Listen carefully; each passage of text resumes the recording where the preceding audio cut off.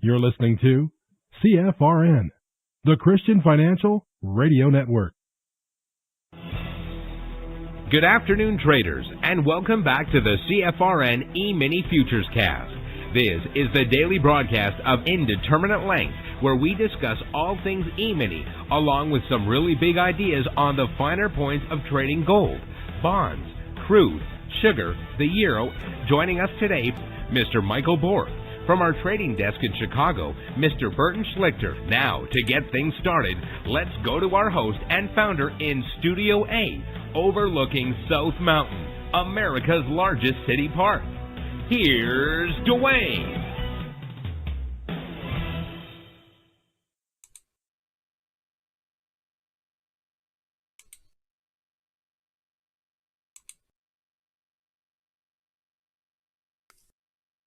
Good afternoon. Welcome back.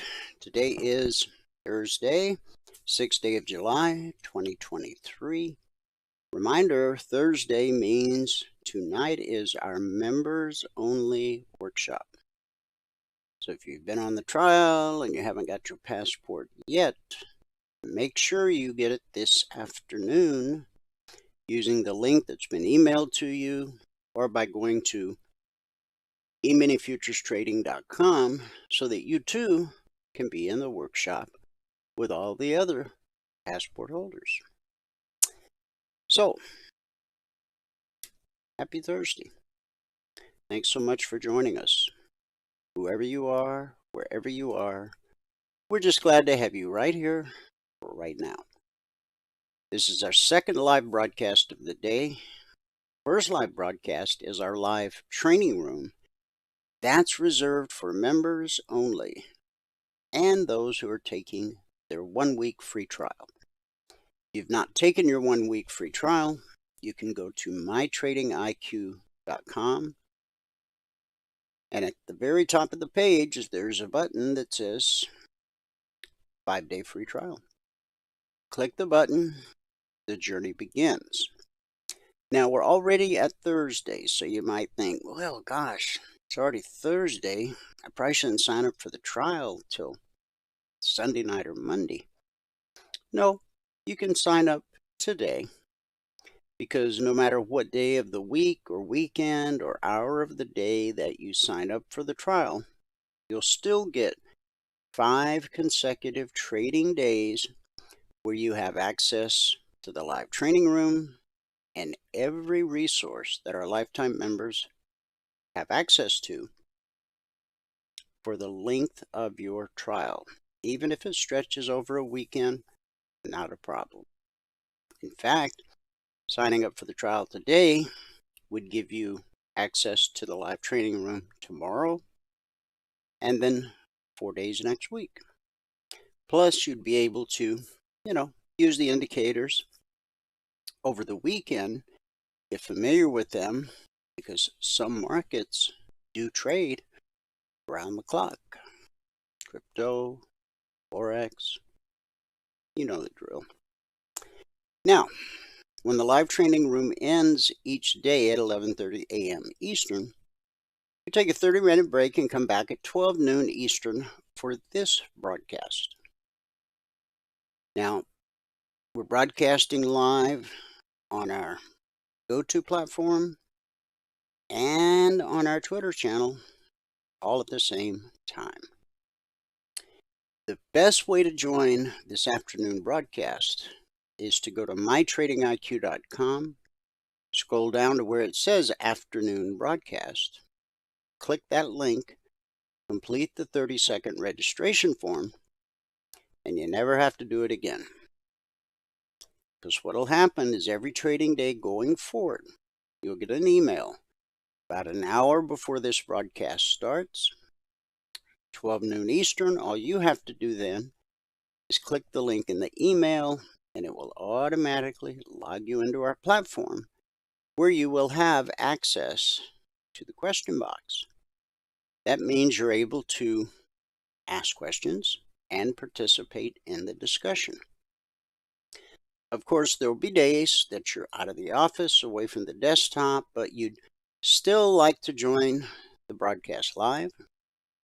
And there'll be days when you're just busy and can't join live but would like to enjoy it later in the day or tomorrow, whenever. Well, we have a solution, which I already mentioned. It's our YouTube channel, and that's very easy to remember. You already know youtube.com/CFRN. So really all you have to remember is CFRN. youtube.com/CFRN. Not only do we broadcast live every trading day on our YouTube channel, but we also archive each and every daily broadcast. Currently, there's over 2,200 daily episodes archived for your educational and viewing pleasure. And if you're new to the world of CFRN, it's really a great way to get to know who we really are. Not just today, not just this week, but thanks to YouTube, you can scroll back 6 weeks, 6 months, a year, 2 years, even more. Pick a day at random. Pick a few days at random. And even if you don't listen to the entire episode, fast forward to the part where Michael's doing the recap of the live training room, where we're trading live on the TradingView platform, and where I'm doing the recap of the Logic 247 alerts and the concierge trade alerts. If you do that, you'll find there's a thread of connectivity and a thread of continuity woven through each and every daily broadcast. Now, this broadcast, unlike the morning broadcast, is open to the public. It's anybody, anywhere on planet Earth with an internet-connected device. With that said, we're going to open with our daily devotional and word of prayer as we do every day. Then we're going to talk. I'm sure you've all heard about the federal judge's 150-page opinion yesterday regarding freedom of speech and how the government should not be telling these social media companies, what to allow through and what to block. So it doesn't matter which side of the aisle you're on. As an American, one of our most cherished gifts from our forefathers is that freedom of speech. So after we open in prayer, we'll take a look at the numbers from around the world, and then we're going to talk for just a few minutes about how freedom of speech affects the markets. Then we'll get into the recap, starting with the daily chart of the alerts, and at about 12:45, or if you're listening after the fact, 45 minutes into the broadcast, Michael will join us. He'll give us a recap of everything that happened this morning in the live training room, trade by trade. Then we'll go live on the TradingView platform and do some live trading for 30 minutes. When that's done, I will announce our winner of the tweet of the day. And remember, we made a decision a couple weeks ago. Equal access. So one day, like yesterday, the tweet of the day was from a conservative view or perspective. Today will be from the other side of the aisle. That's my definition of freedom of speech. Well, partially. Equal access to all people. Now, our topic for our devotion this week, last week it was wisdom, this week it's habits. And because tomorrow's Friday, we'll each actually carry over probably into Monday or Tuesday. But habits is an acronym, and I'll explain that in a moment. But our scripture is Hebrews chapter 10, verses 24 through 25, and I'll share with you from the Message translation. So let's do it. Full of belief, confident that we're presentable inside and out. Let's keep a firm grip on the promises that keep us going. He always keeps his word. Let's see how inventive we can be in encouraging love and helping out, not avoiding worshiping together as some do, but spurring each other on, especially as we see the big day approaching. Again, that was Hebrews chapter 10, verses 24 through 25. So I said habits is an acronym. The A, talked about H yesterday. Today, A, ask for help. Yesterday we talked about finding healthy identity in God's truth about you. That's what the H stood for, healthy identity. Today's letter of habits may be one of the most important because it's vital to all of the rest. Ask for help. In the book of Hebrews, a letter written to Jews who were following Jesus, it is suggested that neglecting to get together with other believers is not just the lack of a good habit, but actually the presence of a bad habit. The original Greek word used for habit in Hebrews 10, 24 through 25 is ethos, which implies something that's become a custom that may even be prescribed by law or otherwise. Habits are always a prescription for something. Good habits, like becoming part of a faith community, well, that's good medicine. Bad habits, like isolating ourselves when we're struggling, are a prescription for further pain and despair. For instance, you will need today's letter, A, ask for help, to make any significant progress with yesterday's letter, healthy identity. Most of the hidden and deeper identity struggles we face will only come out as we engage in conversation with people we trust. Counselors, pastors, spouses, and of course the God we trust. Have you made the habit of neglecting to be in community with others? That's okay. The prescription is simple. Ask for help. But don't just ask for help once. Make a custom of getting together regularly to share openly with people who are following Christ. Now, as a question you can ask yourself, who will I talk to about the habits I'm trying to make or break?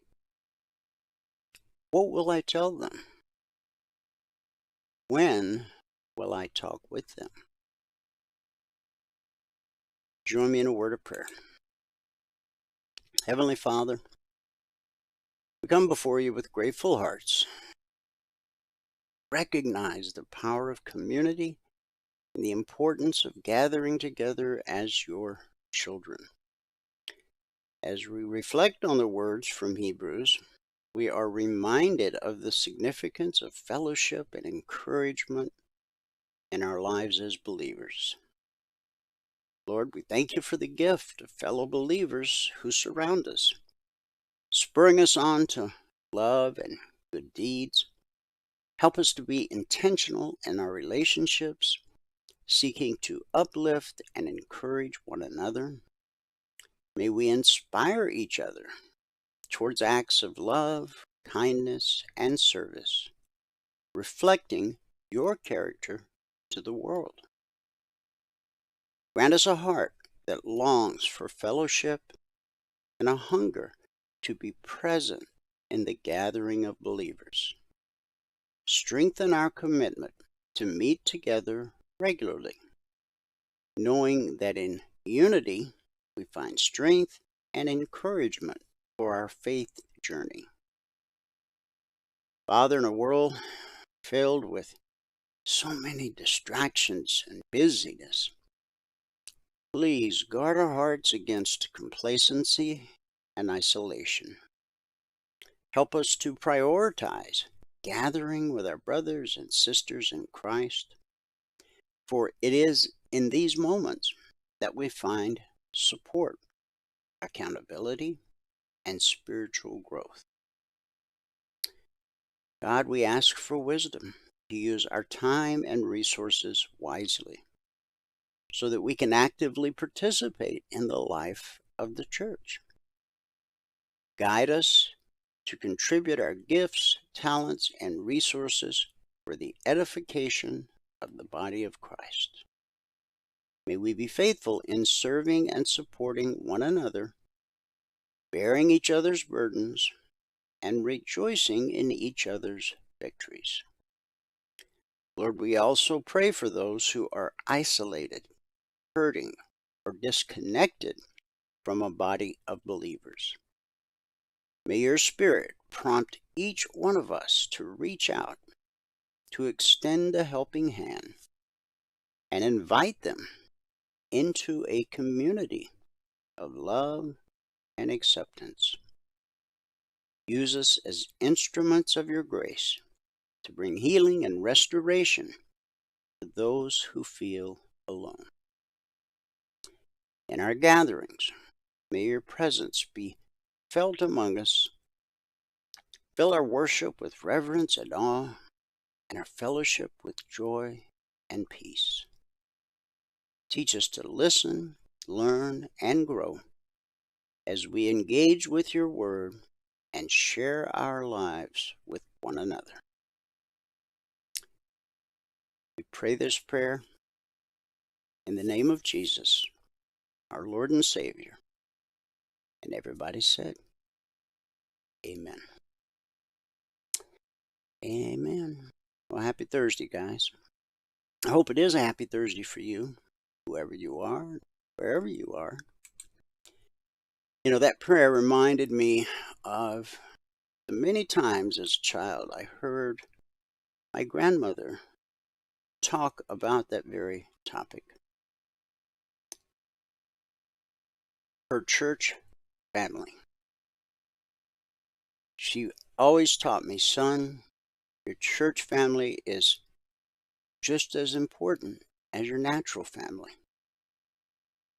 And as a child, I really didn't understand it. I didn't get it.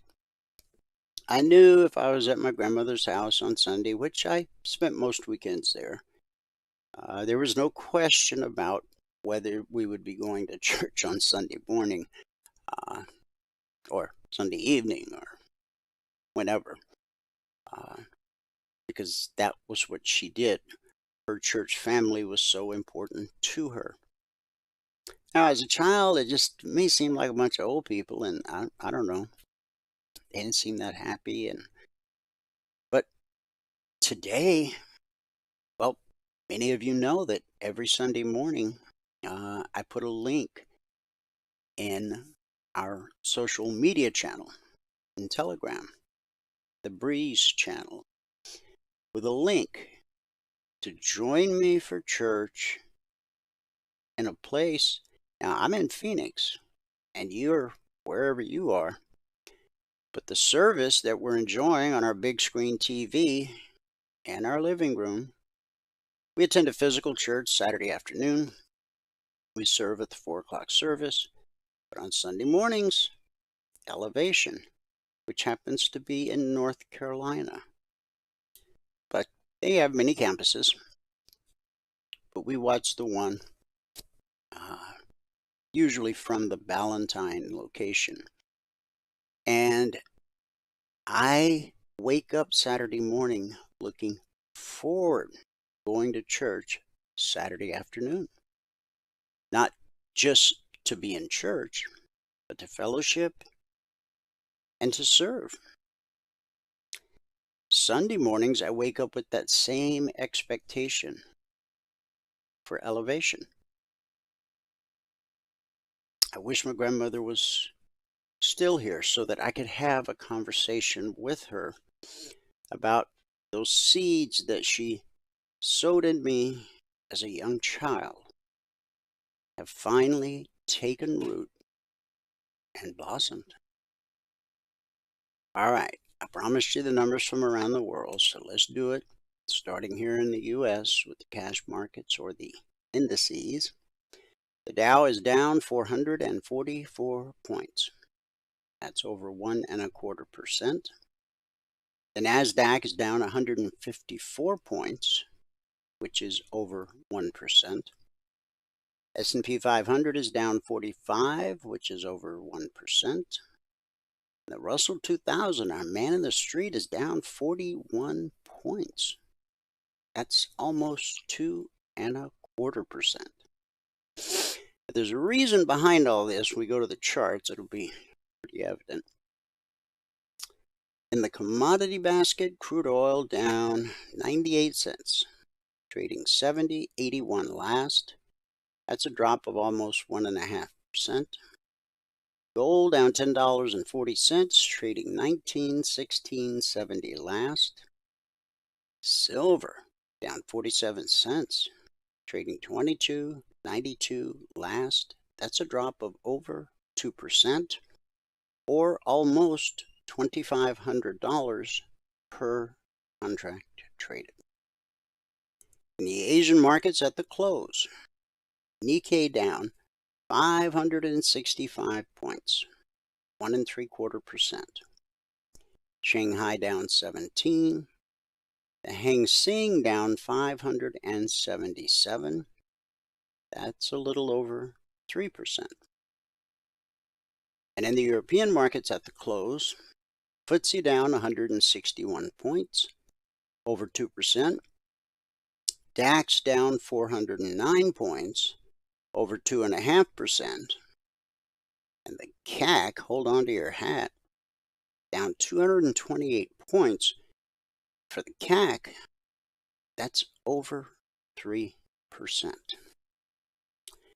So, I don't remember the last time this happened, but 2 days back to back, we had a red day in Asia. It was a red day for the UK. And it is a red Radio Monday here. Monday? Thursday in the US of A. So, there you have it. Everywhere you look, red, red, and more red. I think that's what they call blood in the streets. Now, we've known this was coming. Make no mistake about it. We've talked about it on a daily basis. But first, those of you that are tuned in via the YouTube channel, you know the topic of today's broadcast, which is, does freedom of speech impact how markets work? Well, freedom of speech plays a significant role in the financial markets, influencing investor sentiment, market transparency, and the availability of information. Here are some key ways in which freedom of speech impacts the financial markets. Number one, investor sentiment. Freedom of speech allows individuals, including market commentators, analysts, and experts, to express their opinions and viewpoints about the financial markets. These opinions can influence investor sentiment, and they provide insights and perspectives that may shape investors' beliefs and decisions. Public discourse and diverse opinions contribute to market dynamics, impacting buying and selling decisions, and potentially affecting market prices. Number 2, freedom of speech promotes market efficiency and transparency by facilitating the dissemination of information. Financial news outlets, market analysts, and research firms have the freedom to report on market developments, company performance, economic indicators, and other relevant factors that impact the markets. This information helps investors make informed decisions, contributing to the efficient allocation of resources and fair market pricing. Number 3, freedom of speech also extends to companies and market participants in their communication with investors. Companies are required to disclose material information to the public in a timely and transparent manner, ensuring that investors have access to critical information for their investment decisions. This helps maintain market integrity and protects investors from misinformation or fraudulent practices. Number 4, freedom of speech encourages whistleblowing and the reporting of financial misconduct. Individuals who witness fraudulent or unethical activities can speak out without fear of reprisal, exposing wrongdoing and holding individuals or entities accountable. This fosters investor protection and helps maintain trust and confidence in the financial markets. Number 5, while freedom of speech is crucial for a well-functioning market, it can also be exploited to spread false information or engage in market manipulation. False rumors, misleading statements, or intentional dissemination of inaccurate information can distort market perceptions and impact prices. Regulatory bodies monitor and address such practices to safeguard the integrity of the financial markets. It's important to note that freedom of speech in the financial markets operates within certain boundaries. Regulatory bodies have established rules and regulations to prevent market manipulation, insider trading, and the dissemination of false information that can harm the market's integrity. Balancing freedom of speech with the need for market stability and investor protection is an ongoing challenge that requires a robust regulatory framework.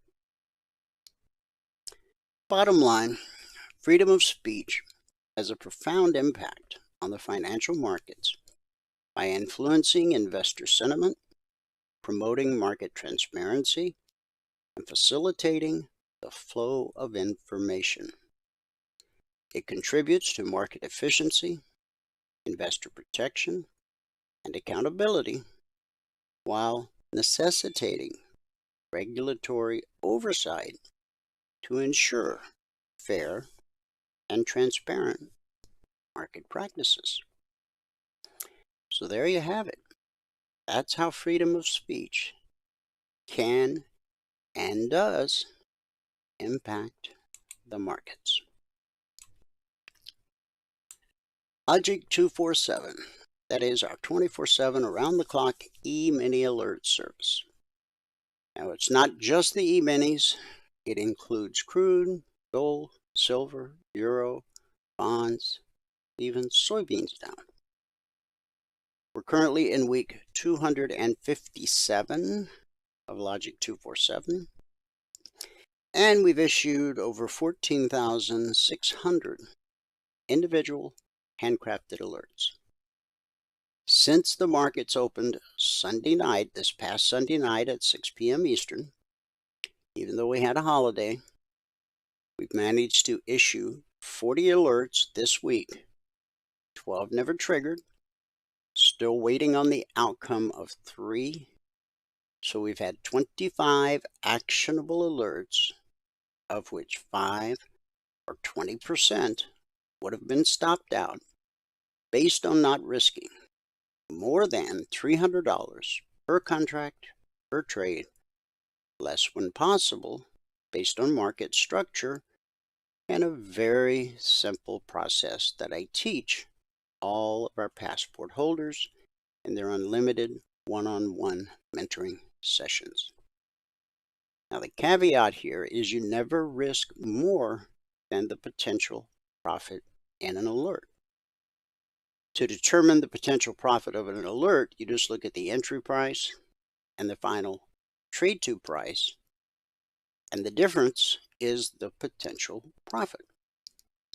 Many alerts have 3, 4, 5, 6, even 7 targets, sometimes even more.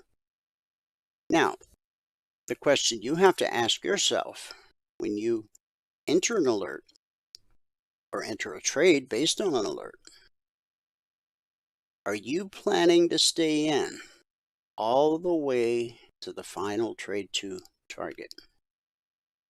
If so, then the maximum you risk is $300 per contract per trade, less when possible.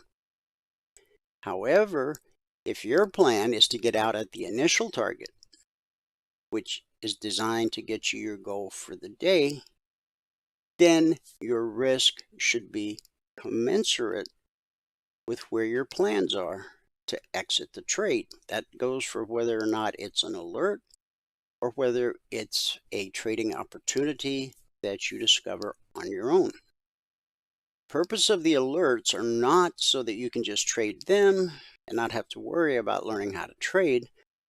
I know some people do that, and there will be a day when they regret not taking advantage of the opportunity to learn how to do it themselves. The alerts have time built in so that you get the alert, go study your 30-minute chart, see the window of opportunity that the alert represents, and then when price gets there, you're ready to take action with your smaller time frame range chart. It's really important that you repeat that process again and again. Get the alert, go study the 30-minute chart, because you're going to have plenty of time before that trade actually executes. The more times you repeat that process, pretty soon you start spotting the windows of opportunity, often before I even publish an alert. And that's exactly where we want you to be. And I hope that's where you want to be. You don't want to spend the rest of your life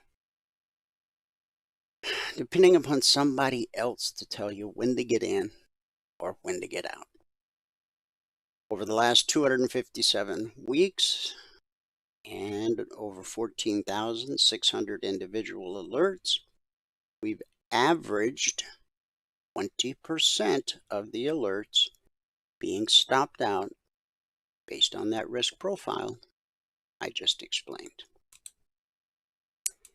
Now, the logic alerts come out around the clock. Futures trade around the clock. We have traders around the globe. Our day session is their night session, and vice versa. Our original alert service, the concierge trade alerts, they're based on historic price action, and they don't come out around the clock. They're published shortly after the Globex open. Last night was a little later than normal. Like today's Thursday. Thursday ends at 5 p.m. Eastern. Friday begins tonight at 6 p.m. Eastern. So today's the Thursday session, but it began last night, Wednesday night here in the U.S. at 6 p.m. Eastern. Most days, like the previous day, I got them out at 6:35. Day before that, I got them out at 6:05. Now, this is a static report. Once it's published, nothing changes. What do you do with these numbers? It's all the same markets that we cover with Logic 247. Now, you may trade any of these markets or combination of markets if you've got some experience. But once this report is published, the first thing you want to do is go to the 30-minute chart of the markets you trade. We'll use the ES as an example. What you want to do is you want to make note of where price is at the time the report comes out. It's always going to be between these two numbers. Then draw a line in the sand at the long target.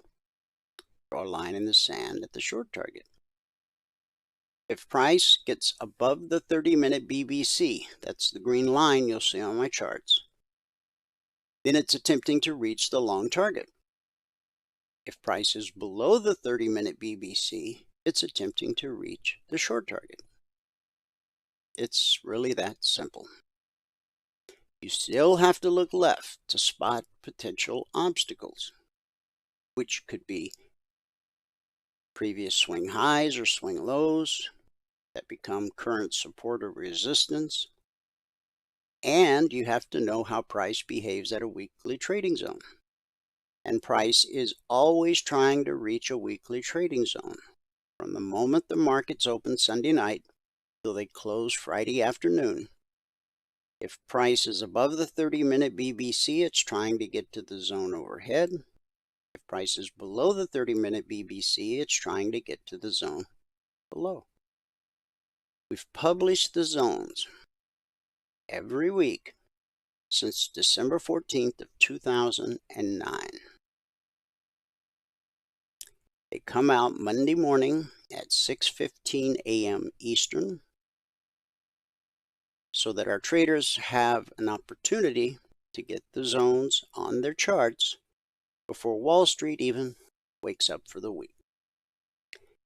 Now, as simple as that sounds, you have to resist the urge to make it more complicated than that. We've worked very hard for a lot of years to make things simple, and I constantly see people trying to take what we've done and make it more complicated. So resist the urge.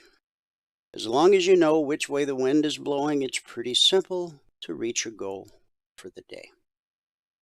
Now, because this broadcast is open to the public, if you're not a member or a trial member, you didn't get these numbers last night, and you're going to see just how important they are when we go to the charts.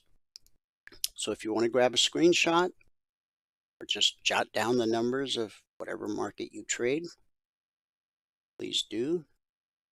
Okay, got it? All right. Let's go where we go at this time to the daily chart. And you're like, well, wait a minute. I don't trade the S&P and I don't trade the daily chart. I do trade the S&P, but I don't trade the daily chart. I go to the daily chart for important information. How many times have you heard me say, price always reverts to the mean? This green line, it's called the BBC, stands for bull, bear, cross. When price crosses below it, we're bearish and we anticipate lower prices. When price crosses above it, we're bullish. We anticipate higher prices. Lower prices, higher prices. You'll also notice that the pullback holds more often than it doesn't. Pullback held, and the pullback held, the pullback held, and lo and behold, the pullback held today. And because we expect that pullback to be support, look at the nice bounce we got. Okay. Remember, we spent 1, 2, 3, 4 days trying to break through this area. And now we've reverted to the mean. And look at how many times we've pulled back in a row.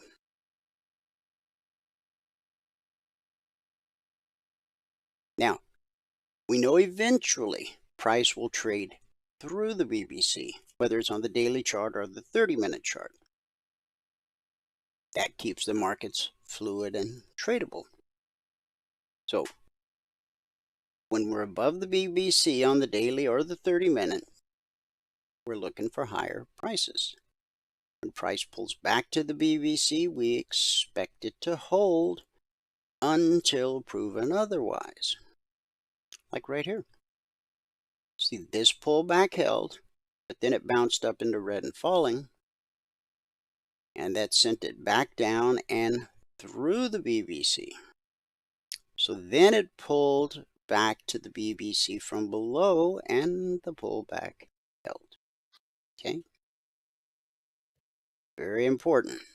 And we talked about that this morning in the live training room, and I even put out a chart early on in the day.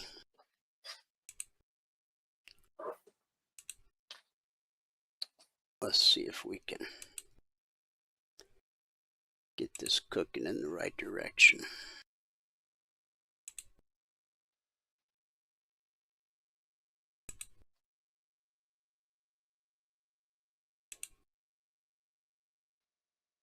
Why does it want to do that? It's popping up on my screen below. Michael, I know you're here, and I know you're ready to get rolling. That's okay. That's all right. Take your time. I got time. Okay. So this morning, I just posted this chart with a simple question, heading back to the daily BBC question mark. So that happened at 6:09 a.m. my time, which would be 9:09 Eastern time. Oh, and Tim, thank you very much for the compliment there.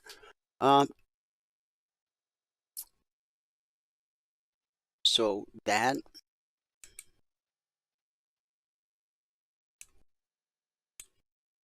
became this. Came right down to it and caught a mighty bounce.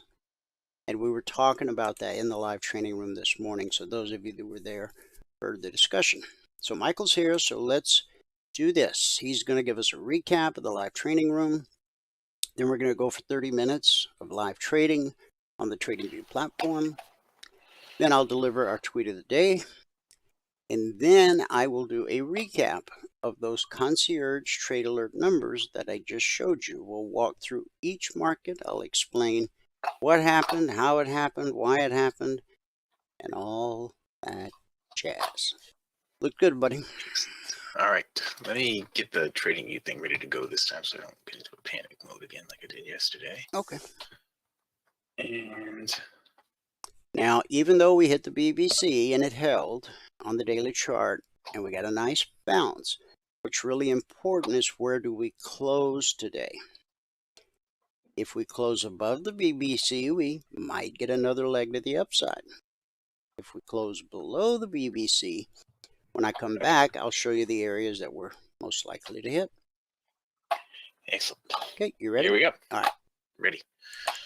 All right. Good afternoon, everyone. Today is Thursday, the 6th day of July, 2023. All right. So if you have not taken a free trial with us and you want to, go ahead to mytradingiq.com. Right here is the sign up for free 5-day training, now 9:30 to 11:30 Eastern time. When you click on that, you'll be sent all the information that you need to get into the room in the morning. But you should also go here to trading platforms and get the trading platform that you prefer running on your desktop. Now, there's the instructions to download the platforms. There's also the default layouts and workspaces and all that you can use. When you do if you do the NinjaTrader install, it installs a workspace for you. So it creates a workspace for you during the install. But anyway, we're going to be showing you TradingView for the most part right now. TradingView and DT Pro, that's where we take the trades. Do that, okay? Then come and check out the trade rules. These are the rules that we follow for every trade that we take. All right, every trade that we take, the risk management, the entry, the risk management, and the trade exit. We follow all those rules all the time, every day. All right, so we had a better day than yesterday today. But if you're going to read the spreadsheet, you got to read all CFTC risk disclosures down at the bottom. Today is the 6th day of July, 2023, as we said. Today we made 4 ticks on the NQ, 37 ticks on the Russell, and 16 ticks on gold. We lost 1 tick on the ES. That put us at 352.5 in the morning session. Today it took 1 minute and 1 trade to make $700. So on the month now, we're only up to $637 with 1 contract. That's over 3 business days, averaging $212 per contract per 2-hour business day. We've got our goal on 124 of 127 days so far this year, 127 business days. And on the year now, we're at $59,047. That's over 127 business days, averaging $464 per contract per 2-hour business day. Now, if you were to quit trading when you get your goal for the day and you were to add 1 contract per month, that's why we're trading 7 contracts right now. We're in the 7th month. You would have only had to work 38 hours so far this year, just a little under 38 hours so far this year. You would have averaged $1,714 per hour. Did it just like I did in the room, and you added 1 contract in a month, just like I did in the room. Then you would have only had to work just under 38 hours, and you would have averaged $1,714 per hour for those 38 hours. All right. All right. Again, that's not to say that I sit down. In every hour I sit down, I make $1,714. I mean, right now we're at $637, and I haven't worked the full hour yet this month, but we're at $637 right now, so it's a little over half an hour right now. This month has been kind of slow so far. Anyway, let's get into the trades. All right. Here we are. I will start out with the gold, okay? I just wanted to do one thing. Mike Rhodes, are you in here? Mike R. Didn't get back to me. I want to save this. Let me minimize this and save this. I don't think I saved it since yesterday. And make sure it's shared. It is. Okay. So anybody that goes out here to trade rules right now and clicks on this link is going to get exactly that. All right. And so the trade's in gold. We didn't have too many, just a few. And started out here, the first trade in gold, we picked up 10 ticks. Then we stopped out right there, minus 10 ticks. So we're at plus, I'm sorry, yeah. What? We didn't stop out completely there. We had a partial stop out on that. We had minus 4 ticks is what it turned out to be, because we went down to 6. And then we had 1 more 10 tick trade over here, and we went to 16. Okay, so that's what we had on gold today. During the break, was this during the break? This is what I was looking at the end of the session. I was looking for it to get this leg length right here is what I was talking about. This was the pullback leg length. And if you guys were in that morning session with me, I said this leg length is the pullback leg length. And we'll see what it did. Pulled exactly to that leg length on the pullback. And then this is what you wanted to exceed, because they were just about the same. The pullback and the push leg lengths were just about the same, and you wanted to exceed that, equal or exceed that to put in the next one, and it did. And then as it moved over, this was in yesterday's lesson, okay? Yesterday's lesson plan was leg lengths, but it exceeded it again. So now it's pulled back really deep right here. So the pullback right here was bigger than that pullback. It gave one last gasp up right there, and then a big pullback right here. So you don't have any trades right now. Long-term duration has gone flat in the gold. So we'll see how that pans out here in the next 6 minutes when I start trading live again. But get here to the Russell. We had a lot of trades in the Russell today. So we'll get back to the very beginning as quickly as we can. And here we go. All right, so our first trade in the Russell was right here. We stopped out minus 10 ticks. We picked up 1 tick right there to get us to minus 9. Then we picked up 12 ticks right there to get us to plus 3. Then we missed some trades all through here, but we picked up 1 more tick right here to get us to plus. We got to plus 3. Then we picked up 10 ticks to get us to plus 13. then 12 ticks to get to +3, 10 ticks to 13, then 4 ticks to get to 17, then 1 tick to get to 18, then 10 ticks to get to 28. Then we missed a whole bunch of trades right through there. And right here we had a break even. Then here we had 4 ticks to get to 32.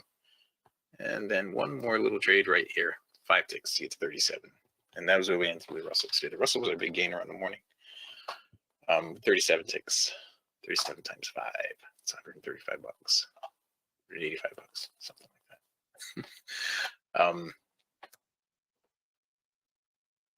Yeah, I think that's right. Anyway, there were some more trades here during the break. We had to wait. I would have waited for the green arrow here after direction change. I would wait for the green arrow to pull back all the way down to the ribbon. Then you wanted a higher swing. Got the second one right here for some more profit, and pushed all the way through here. Went flat, no trades in here. Another shot at break even or a little profit there, and then right here, I wouldn't have done this because we didn't put the high swing in. So I'd wait until this, no trade there, and right here, you could have taken this long right here. I'd be expecting you to get up above there, but this is kind of a risky trade to take because the swing high is so close to the entry point, right? That was the Russell. We ended up with +37 on the Russell. Now, the ES, we did not have much going on with the ES.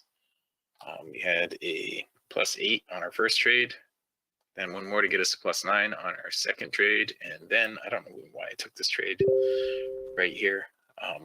We barely had a swing low right there, and I took this trade and we stopped out. That was a really fast stop out on that one. We got -10. That put us to -1 overall. I took a couple trades in here during the training, and then we get into the break. And this was actually a ribbon trade right here. You didn't have to wait for the arrow because you had long-term direction. It was positive. Black line was in the green. You didn't have to wait for this to come out of the oversold. You could have just taken that right there, right? And you followed it up with another trade here. You could have taken this here as well because you put in a higher swing. You came back, you hit the ribbon again. You could have taken that and taken that. All right, so there's some nice trades there during the break on the ES, none of which I got. And the NQ, we had a bunch of trades on the NQ today, but the NQ was very frustrating today. You can see the no trade zones that I programmed in there.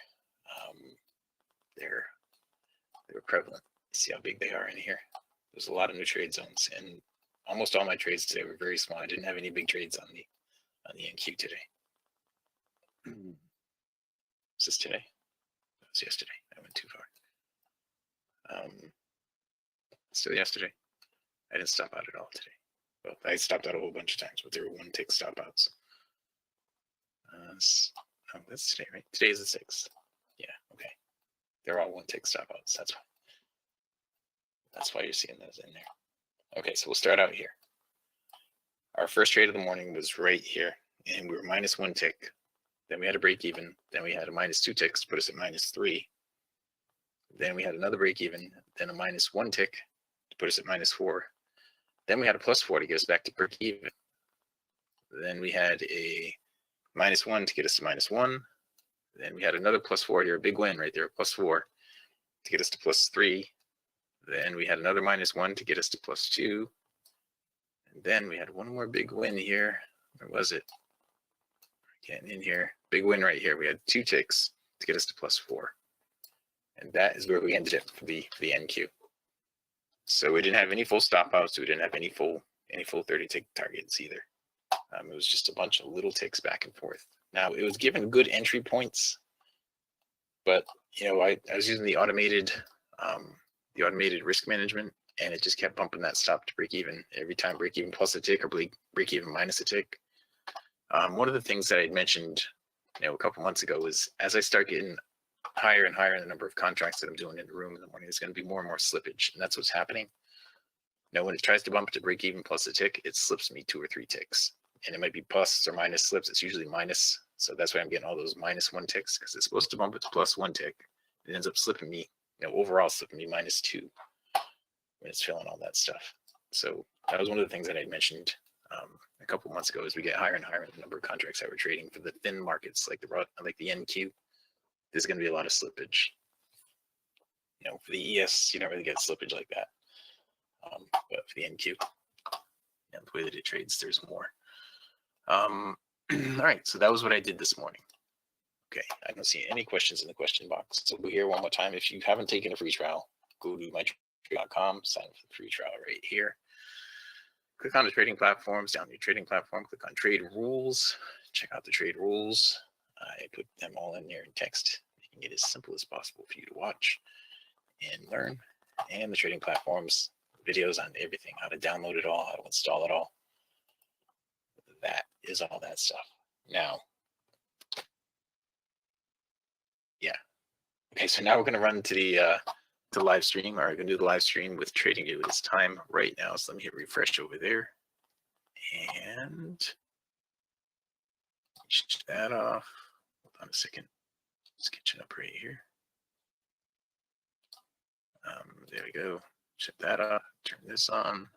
Do this and this and this. And hit start stream.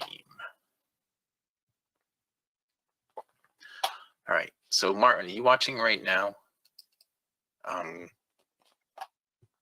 the TradingView screen, what does it look like? Can you send me a text of what it looks like there? Because my TradingView screen, I'll show you what it looks like to me. This is from this morning, but my TradingView screen shows it looking like this, where you guys are only seeing, this much of the charts. That's why I adjust the charts so that you can, this window shows everything in the charts. Okay, that's why I do this. And then I fit it to the screen so that now that same thing looks like this to me. Okay, so that's what I'm thinking you're seeing right now.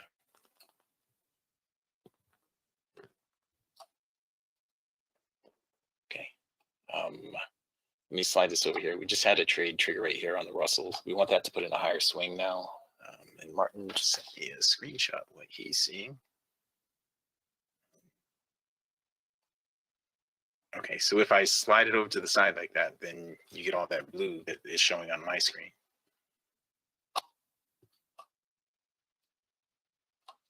Okay, but if I load up like this, do you see everything? Okay. All right, well, I'll leave it like that. Can everybody see everything here? Or do you only see a piece of it? Because what it looks like to me is you're only seeing a piece of the NQ right now. Okay, so it looks perfect on your screen. I see that, Lauren. All right, so I'm going to roll with this for right now. All right. Right here on the ES, we had a really nice looking trade right here on the ES. Now let's look and see where that should be going. Now I want to, for those of you guys that are watching the live stream right now, you didn't get to hear what Dwayne was saying earlier. But for those of you guys that were there earlier, I want to just kind of jump on what Dwayne was saying. I'm looking at the Russell. Now we had said this morning, you guys remember we were down below the lowest weekly trading zone this morning, which is right here. This is our lowest weekly trading zone for this week. This was last week's weekly trading zone. And when I saw we were going through that one, I drew this level down here. Those of you guys from this morning, right? Remember that? That midpoint that I said is always important. That was the midpoint between last week's levels. We hit that midpoint to the tick. And I said, we're going to bounce back up above that. And when we get up above that, we'll worry about the next midpoint, which we're at right now. And after that, we'll worry about the next thing, which would be the weekly trading zone, the lowest weekly trading zone of the week, which is right there. And then the midpoint of the whole day was another issue. Okay. And I believe that's right in here. And that's right at the ribbon right now. So I wouldn't be surprised if we make it all the way back up there at some point today. Okay, with the Russell. But for right now, I didn't look at the ES at all, but we're looking for a pullback here on the ES right now. And if the Russell is that far down in the weekly trading zones, then the ES is going to be pretty darn close to it too. So this, I think, is the lowest weekly trading zone in the ES. And it came down, shot through the midpoint. And Dwayne was saying the daily right here to the tick, just about, Dwayne, the daily BBC. It hit that, bounced off it. It didn't give us a wick through it. It gave us a wick through here. Like, it gave us actually candles through there, which is what we're thinking. I was thinking it might get a wick through there down to the weekly trading zone, but it was just right here. And so now it's bouncing back up to the ribbon and the weekly trading zone up above is what the S is looking like it's going to do. So there's still a lot of room for everything to go up right here. All right. Gold is going completely sideways. The NQ is starting to move up. We have long bullish separation in long-term direction is what I'm trying to say on the NQ right now. So if we get an opportunity to trade the NQ right now, we're going to. All right, we have a bottom right here of 1175. Add 4 to that, you're gonna have a high right up here, right there. Bing. So I'm going long right there, and I'm long the NQ. All right, now my stop is 20 ticks away, and my target is 30 ticks away. Now this is automated to bump my stop to break even after I get 8 ticks in profit. So let's just hope for the 8 ticks in profit right here. Okay. Let's see. The ES, we're still looking for a pullback on the ES. Now look at these numbers right here that are showing right here on the NQ. When it moves back up a little bit, you'll see them showing right up here. And that's exactly what we wanted to get up to right there. That'll bump the stop to break even and get my risk off this trade. Okay. But again, watch when it bumps up there. It's supposed to bump to break even plus a tick is where it's supposed to bump it to. Okay. So we'll see what happens with that. On the Russell, we needed to pull back and give us another entry point. We have just a tiny bit higher swing right there. On the S, we have a nice higher swing, so we need that to pull back and get into the ribbon. Okay. Looking at the ES DOM, let's see. Okay, it just bumped my stop to minus a tick. That's what kept happening. So the slippage, it was supposed to bump it there, but it slipped it to minus a tick. Okay, we ended up with a break even on that. So you see when that hit 8 ticks in profit, it bumped my stop. That's what that's supposed to do. All right, so here on the ES, let's look at where that thing is going. It's going to 44.45 for one thing, but on the pullback, let's look down here at the bottom. See the numbers, how they're off by 10% to the upside? 44.45 is the reason. It's going to go up to 44.45. I don't know if it's going to pull back before it does. So let's just draw that line. And you see that number down at 44.39? I know you guys don't know it, but I'm actually teaching you how to read the DOM right now. Well, some of you guys know it. Those of you guys who know what I'm looking at, you definitely know it. But people that are watching the live stream on TradingView, you need to take our trial. Go to mytradingiq.com, sign up for the free trial. Okay. Day 4 of the free trial is where I teach that, and that's today actually. So this right here, we got the green arrow, and we ended up with a break-even trade on that. This should exceed the prior swing high, is where it should be going to. Okay. And now let's see. We are looking for this to pull back down and get somewhere near the ribbon. We want this to get into the oversold, right? And this to get down near the ribbon. I don't know why these are black instead of, oh, that's right. It's right here instead of blue like all the other ones. Okay, that's why.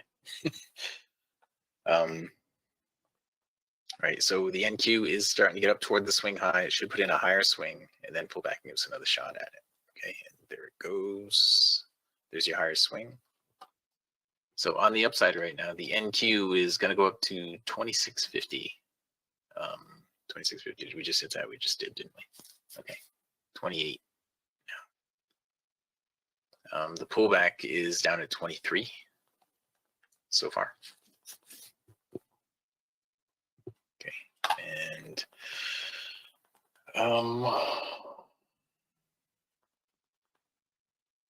so we're pulling back here now on the Russell. Pulling back here now on the Russell. We want to see that get down into the ribbon, if possible. Actually, if you get into the ribbon, that would be good. You see right here how the ribbon moved up below this swing low right here, where we got the last trigger from? That would be okay if it hits the ribbon right here. It would be a double bottom with this one, and it would be above that one. That would be a great bouncing point. So I hope for a down close here. The NQ, however, is right in the ribbon right now. We're not oversold on this yet. Okay, so if this bar closes down, we'll be oversold. If this bar closes up, we'll just have a ribbon trade. You won't have any kind of an arrow because we're not going to be coming out of the oversold right there. Okay.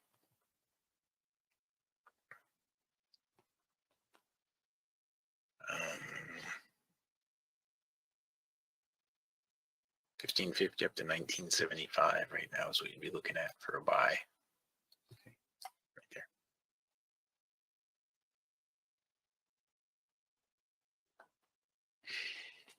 All right, so we're looking for a pullback here right now on the Russell, and then we're looking for a pullback here on the ES.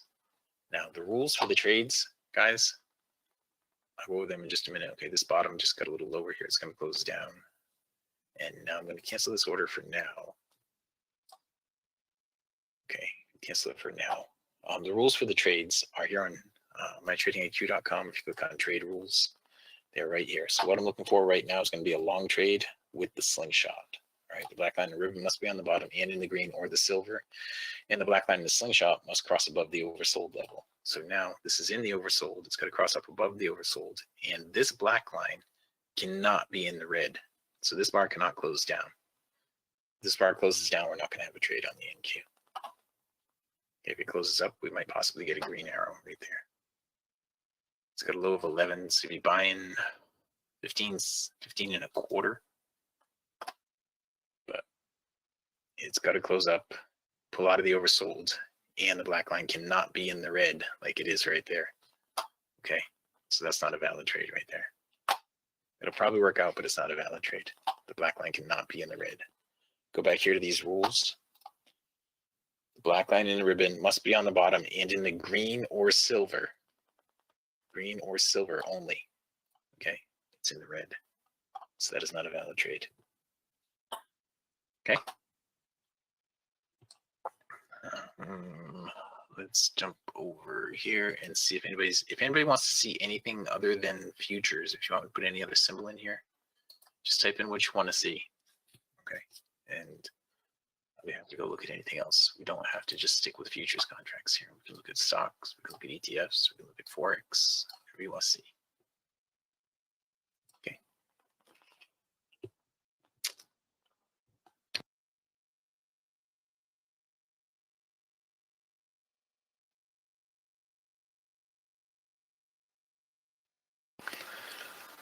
All right. So we had a pretty good morning session. I'm waiting for a trade here. We don't have anything that's going to happen here on the NQ. We're waiting for a pullback here on the ES. We're waiting for a pullback here on the Russell. Now this has to get into the ribbon, or this has to get into the ribbon, or they have to get into the oversold, or both. So let me just go look at today. Today we made in the morning session, we're up 4 ticks on the NQ, 37 ticks on the Russell, 16 ticks on gold, and we lost 1 tick on the ES. So we're up 352.5 in the morning session. But this is the important part. It took 1 minute and 1 trade to get to the goal for the day. We're $700 at that point using 7 contracts.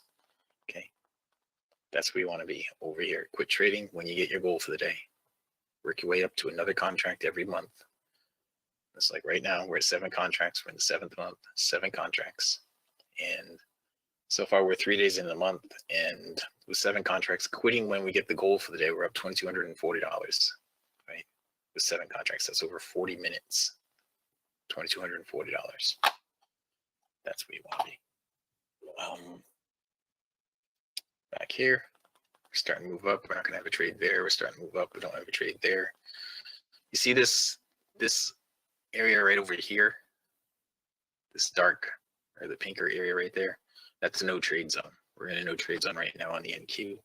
I don't have it shown on every market, but I have it shown on the NQ. I think I have it shown on the Russell too. I did have it shown on the Russell, but it changed it. Turn that on. If you are taking the trial, to turn that on, all you have to do is go in here. Here it is, no trade zone. Go to style, turn the no trade zone on. So for the Russell, we're not seeing any no trade zone because it's way off. The Russell should be at 0.05. That's why we're not seeing any in there. Okay, see, there's a no trade zone back there.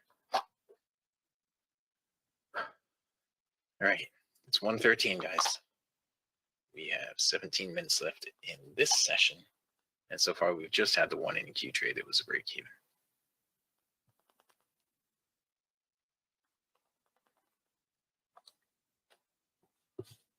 Okay.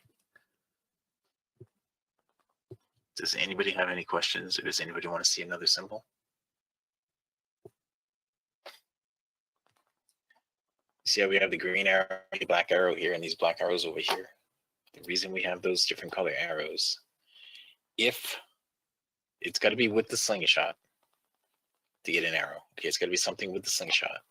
Now it's green green arrow right here will only appear when price is bouncing off the ribbon. Otherwise, the arrow will be black. So the rules have to be satisfied. The black arrow on the ribbon must be on the bottom for a long trade. It's going to be on the bottom and in the green or silver. In the lead line, the black line in the slingshot must cross above the oversold level. Okay. So this has to cross above the oversold level down here, right down there. It's got to cross above the oversold level. And the black line here in the slingshot must be either in the silver or the green. It cannot be in the red like it was over here. It cannot be in the red. Right. So if that happens and price comes off the BBC ribbon, it comes off this ribbon right here, like this one or this one. If it comes off the ribbon, then it's going to give you a green arrow. If it's not coming off the ribbon, like this one didn't hit the ribbon, it's going to give you a black arrow. So what's different? It's coming off of here, but it's not hitting the ribbon. Black arrow. It's coming through there. It's coming off the ribbon. Green arrow. Now right here, you didn't get any arrow because you didn't come over the you didn't break out of the oversold area. Right? If you don't go out of the oversold area, this is still a valid trade right here. With the black line being in the green, and you hit the ribbon. Long-term direction is bullish. You came off a higher swing. That's still a valid trade right there. Right? Like right here, this is well, this is not a valid trade here on the NQ. Sorry. If we had a higher swing right here, this would be a valid trade off the ribbon, but it's not because we didn't have a higher swing. All right. I feel like I'm talking a lot. Do you guys have any questions? Anybody?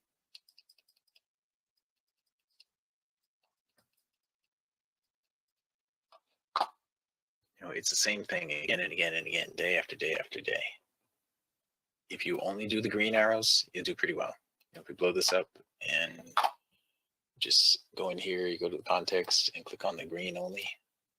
Oops, right here on green only. So you only have green arrows now, no black arrows. So you're not tempted by the black arrows. Right? Every one of those green arrows right there from 11:30 to now is a profitable trade. They're not all profitable, but a lot of them are. At least profitable enough to get your stop to break even. Okay, here's the first one that's not. There's another one that's not. Okay. So that's an option. If you want to do green only, make sure you have your long-term direction. You're coming off a higher swing. Right. Now the arrows actually look at the long-term direction. That's where the sensitivity comes in, but they don't look at the higher swings. So you got to make sure that you're coming off the higher swing. Right. The arrows don't look for the higher swing.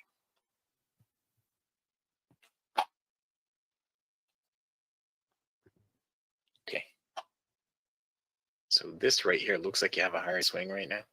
It's higher than that. It's just a little higher than that. This right here would be a ribbon trade, right? Because the black is in the green. You've off just a little tiny bit higher swing, but you've hit the ribbon. The long-term direction is bullish. You've hit the ribbon, and the black is in the green right there. It's questionable because the black's almost in the silver. So you may want to take it, may not want to take it. You may want to wait to the next one when it pulls out of the overbought. Then you're going to get an arrow when it pulls out of the overbought. Okay, so if you wait for this one, then that'll give you probably a green arrow. If it pulls out of the overbought right now, it'll give you a green arrow. Okay, if you want to wait for the green arrow. If you're only doing green arrow trades, then there's one coming up right here. If we get an up close and it pulls out of the oversold. Say overbought, I keep saying overbought. It's oversold, sorry. Go back here and see if anybody's asking any questions in the live stream. I don't see any questions there. If anybody wants to see anything other than futures, you know, if you want to see us trade anything other than futures, all you have to do is let us know. Okay. Give us a symbol name.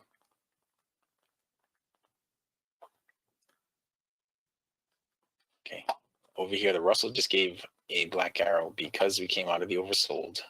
These two things right here, because we didn't get a trigger from either of those, that's a valid trade. Okay. That's a valid swing high. So right now I'm going to hit the break even button, bumps my stop to plus a tick. I got to check that and see if I actually programmed to bump it to plus a tick. But right now, what you expect out of each trade, the minimum that you expect is for it to get up to 51.2 right here. Now we have a trade over here on the NQ as well. The minimum that you expect is for it to get up to 51.2, right here. So once it starts moving up there, then you start looking over it and look left, see if there's anything left that it should try to get up to and hit some resistance at, and then read the DOM. So the DOM is saying 51.3 right now. Okay, that's what the DOM is saying. The NQ, hang on here. I'm sorry, I was just bringing it over to show you. It bumped me up to break even plus a tick. That time it hit plus a tick, and we just got out with one tick on both of those. So this is saying it's going to get up to 51.3 right now. 51.0 first, and then 51.3 after. It should, at the minimum, get up to the prior swing high. It should get up to here. Okay. So we've got a tick there, we've got a tick there, and now I'll just slide this over here. The ES is just not pulling back on us right now, for us, I should say. Just a tiny bit higher swing again. I want to see more follow through on that NQ. I'm going to go look at the higher time frame again in a minute. I don't see anybody asking any of the symbols. Anybody that's in the live stream right now, if you want to see any of the symbols, you just got to type them in. Right, we're happy to get into it with you. Let's see. I was going to look at. What was I going to look at? Oh, I know. I was going to look at the live stream. There it is. Okay, so the ES we're saying is going to get up here right now.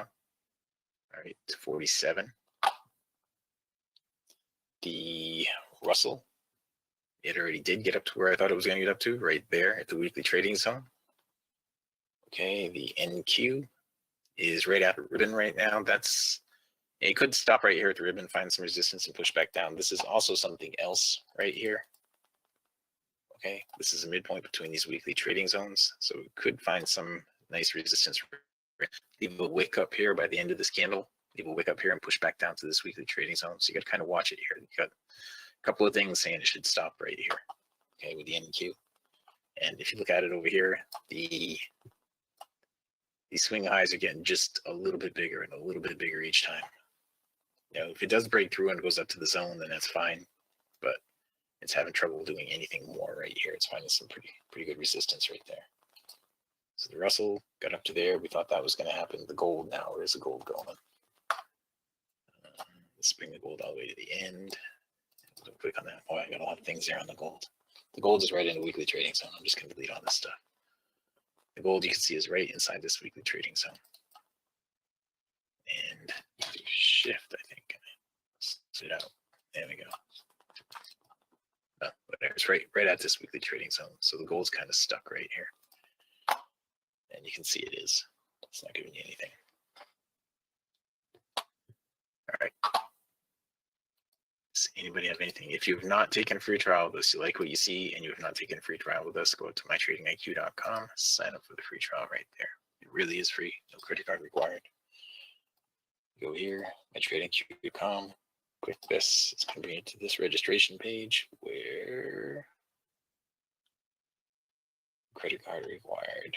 Right? Fill in these couple of things. They're all drop-down boxes. Gives you first name, your last name, your email, phone number. If you sign up and you have a TradingView ID, you should give us your TradingView ID right away, your TradingView username, so we can enable the indicators for you right away. Right? Then you just follow the instructions. Really simple. You get everything running on your desktop. mytradingiq.com, right there. Right, back in here to trading.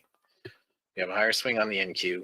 We have a higher swing on the Russell. We have a higher swing over here too. So the Russell did everything that we thought it was going to do, and then some. It went through this level, and pulled back down to this level, went through this level, and kept going. And now the NQ needs to pull back down, test the ribbon, and then move back up. Okay. The ES got up to this level, which is what we were looking for a few minutes ago. I drew that in for you. We're up to that level now. So the charts are doing everything they should do. That's the markets, from our perspective, doing everything the charts are suggesting they should do and will do. And this stuff isn't that hard. You know, I know it sounds like a lot, but it's not. Once you understand it and you know what you're looking for, it's not that hard at all. Especially if you're just trying to be reasonable, pick off a couple $100 a day, you know, with a contract or two. That is pretty easy stuff. And then once you do that for 2 or 3 months, you can start making it $500 a day, Let's do that for 2 or 3 months. Let's start making it $1,000 a day.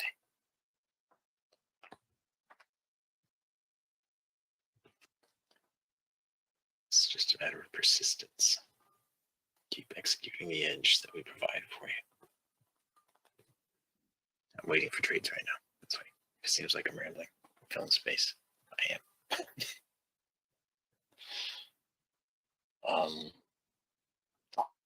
I'll just go out and look at an equity. I'm going to use the gold chart here, and I'll go look at my Tesla. I have no idea what that's doing today. Go look at it, see what that looks like.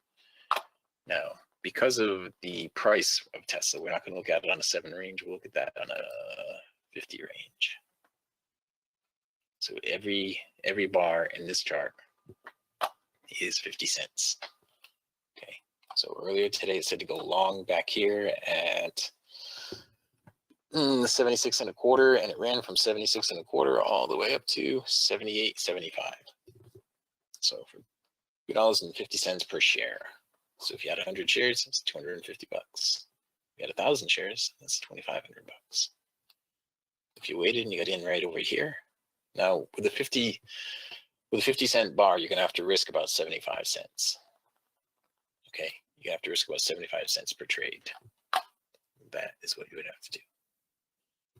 Right. The beauty of having this type of bar is that it's all price action based, for one thing, and two, you have easily defined risk on every trade that you take. Okay, you know way ahead of time how much money you're going to risk on every trade. And if the risk reward scenario doesn't look good for you, then don't take the trade. Okay, just skip it. It'll always be another trade. All right, so everything's starting to pull back. The NQ, I don't think is going to give us a trade again. The black's going to get into the red again, I think. And it's going to not let us have a trade there. The Russell's pulling back enough. We're in the oversold, so we could get another black arrow here on the Russell. But remember, the Russell went as far as it was supposed to go. It's in the weekly trading zone. The ES, they all went, well, not all of them, but these two went as far as they should have gone. Right? The gold was in a weekly trading zone, so you can't really do anything with that. This did pull back too deep. And if that's a precursor to the other ones pulling back, the other indices, then these long trades that we're getting here might not be the thing you want to do. However, if we get an up close from here, it's 50.9, so be buying 51.7 right now. 51.7. Okay, buying 51.7 right now. There it is. We got slipped 1 tick, so the stop is 10 ticks back. That's good. And where should it go? Right there. It should get up there at least. All right. So this is, if you go to the rules in here, the trade rules. Now we've got the entry exactly right. Okay, so now we're going to do the risk management. So it's a 7 tick range bar. We have a 10 tick stop. That's right there. Moves to break even after 4 ticks in profit. We haven't gotten 4 ticks in profit yet, so we haven't moved it to break even. But the trade exit, look left for the prior swing high or low for support or resistance. So the swing high and low is right here is the swing high at 53.4. Now just stop this out. But the swing high is right here at 53.4. But the DOM was saying it was given a number right in here.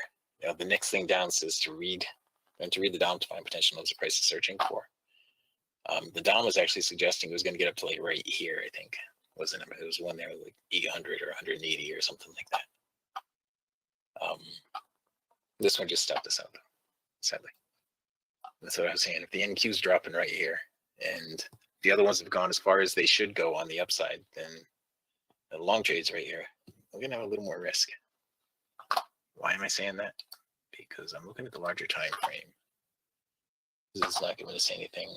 The Russell, right up here to the weekly trading zone. All right. Now, I don't like to trade when I'm going into a weekly trading zone, and that's what I just did, because oftentimes it's going to bounce right off the zone, which it just did. The NQ, we're coming up here to the ribbon, and I told you there's 2 reasons here for it to find resistance. One is the ribbon, and the other is the midpoint right here. So it wouldn't surprise me if it fails off the midpoint. It goes all the way back down to the zone down below. And the ES was approaching the weekly trading zone up here. The ES still got some more leg in it on the upside. But the Russell and the NQ don't.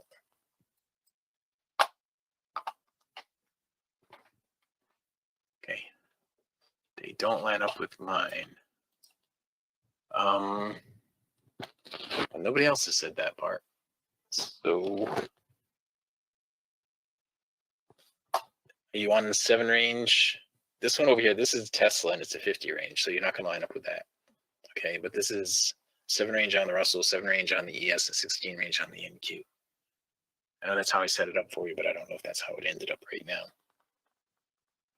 But if you're looking over at the chart that you think is gold,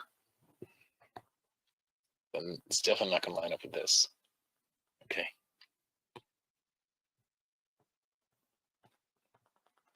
So we stopped out on this trade right here on the Russell.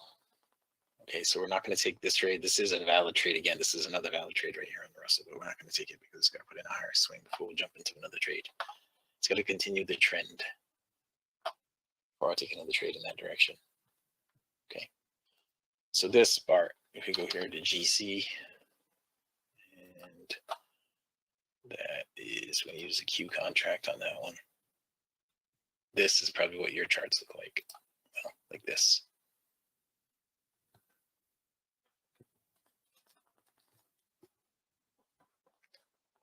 Okay, these other ones should be the same, but this one right here was Tesla. That's why it looks a little different.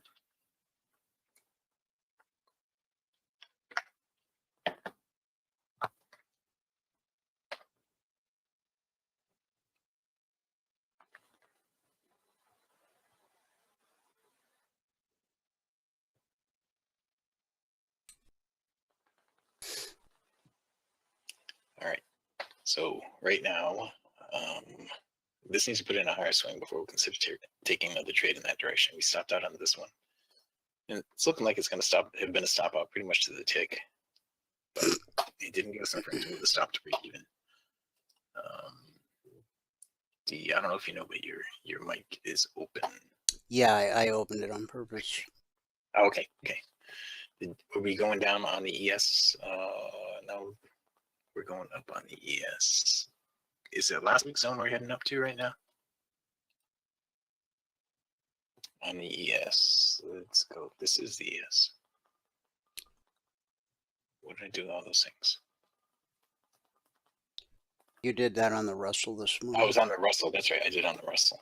That's right. So it's this week's zone we're heading to on the Russell. Yep. Yeah, we went through last week's. We hit the midpoint. You see that to the tick right there, that midpoint from last week.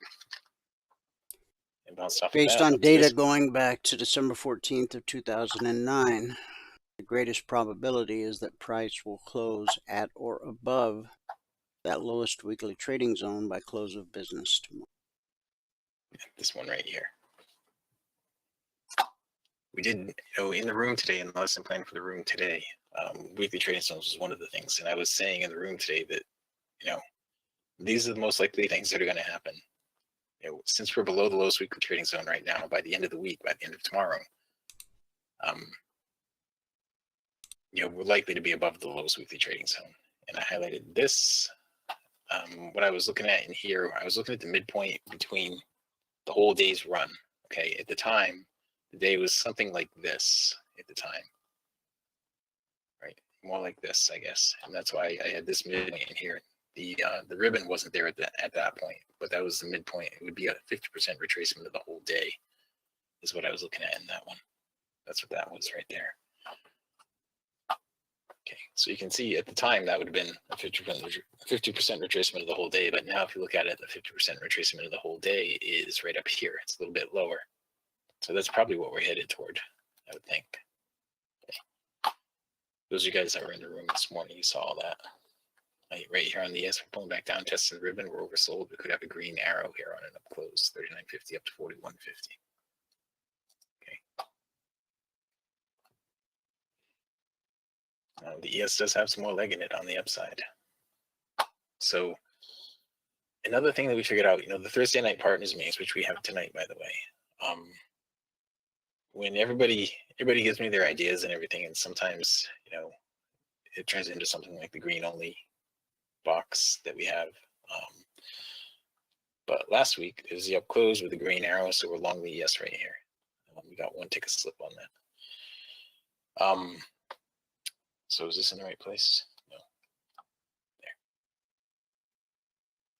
So last week, one of the things was I had figured out how to get this. If you click the break even button, without having it be part of a strategy, there is no way to get rid of the dialog box that pops up. So you have to click the break even button, then click the box, then it goes to break even. But I figured out if you have it within a strategy, then the break even doesn't, you hit the break even button, it doesn't pop up a dialog box. So what I figured out was how to create a strategy that you can run that works as a bracket, but you can hit the break even button and then just move the stop around like you would with a normal bracket. Okay, make it so that it's never actually going to hit the trigger point within the strategy. So it just works out like a normal bracket. Break even button doesn't have a dialog box anymore. That's what I figured out. Next meeting. Okay, so we'll see what happens tonight. We do have a partners meeting tonight at 8 p.m. Eastern time. The inactive partner to get into. I'll take this here on the Russell. I did take it here on the ES. The ES should get up here to the prior swing high at least at 45.25. 45.25 is the swing high right there. But this right here is where it looks like it wants to get up to 44.0. It does have, if you look down here, it does want to pull back. So it could pull back all the way down to here and stop me out before it does push up like that. Okay, while I was talking and doing all that, the NQ had a ribbon trade right here. Had a ribbon trade right there. It's about to give another one, I think. So we'll wait here on the yes for 4 ticks in profit, and we'll hit the break even button because we can.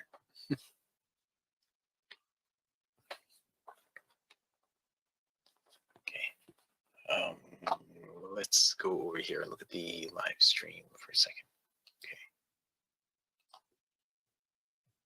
I don't see anybody asking for any other symbols in there in the live stream. If you want to see anything in the live stream, any other symbol, you gotta let me know. Right. So now it needs to get up to right here. If it ticks on that box right there, I'm gonna move the stop to break even. Okay. Now the thing I was doing for you, Mark, I see you're in the audience. The thing I was doing for you yesterday, I don't know if you heard me this morning, but I had messed up the I messed up one part of it. I made the configuration. This part right here. That should be a 500 to make the break even button work correctly. So you never hit that number, that trigger number. That would make the break even button work right. That's why it wasn't working right yesterday.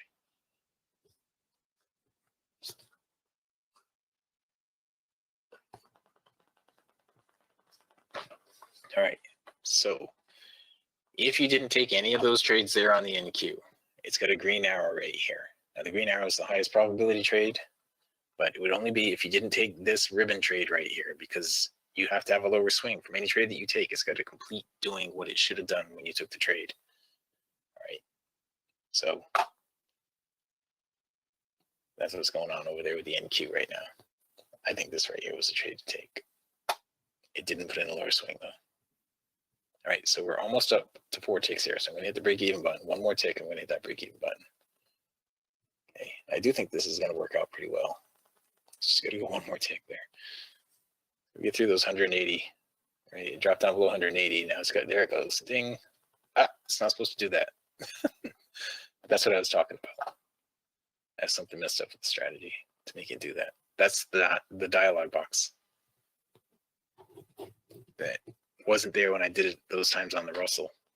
It shouldn't be there this time either. I must have messed something up. Well, I did mess something up with the strategy. You see, these are not the same color as strategy boxes. I think I messed it up by putting this order on right here. That's what I did. I messed that up by putting that order. Anyway, this is where it should go up to right now. 44.46, 44.45, 44.46. Again, I'm teaching you how to read the DOM without you even knowing. 44.45 happens to be the swing high right here. All right, so that's the minimum that you would expect out of a trade. The absolute minimum is that it should get out of the trading zone on the ES. Hang on, let me get back to my other thing here. The weekly trade zone on the ES. I said we still got some more leg. We have the ribbon and the weekly trading zone right there. The price is gravitating toward. So I'm going to lock in a little more profit on this, and then a little more profit on this. And so if I go 2 more ticks on this, then it's $700 per contract. $700 total, not per contract, sorry, because I have 7 contracts on. It's $700 on this trade so far. All right, and the Russell is only $5 a tick. So when I stopped out on the Russell, look, it ended up doing what it should have done anyway. But when I stopped out on the Russell, that was $350. Okay, so now locking in 10 ticks on this. So that is $700. And that is 850.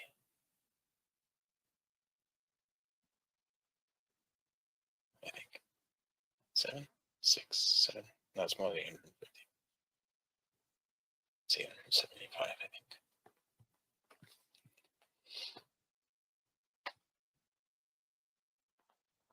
We've got a higher swing here. It's going to go here on the ES. I'm going to take that off. This is a 30-tick target that gets put on automatically.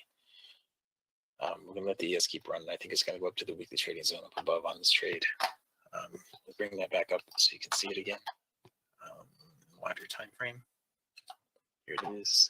Oh, wow, I didn't even realize what time it is. It's 1:40. Wow, I went way over today.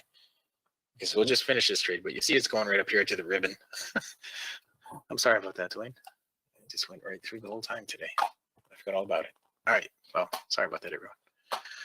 All right, No worries at all. Let me wrap this up. I got carried away. All right, guys. So we're gonna wrap it up here for the live stream. You get to watch us do that trade all the way through, and every trade is just as simple as that. It can be just as simple as that. This one here, I took an early entry way over here. If I waited for the green arrow, what was I saying a little while ago when I went through all the green arrows? If you wait for the green arrows, you're gonna be okay. This one would have stopped you out, but that and that, really nice trades. Anyway, if you've not taken a free trial with us, go here to mytradingiq.com, sign up for the free trial right here. Required in the free trial, you get 5 days in the room if you do take the free trial. Give us your trading and we'll get you signed up with the indicators right away. All right.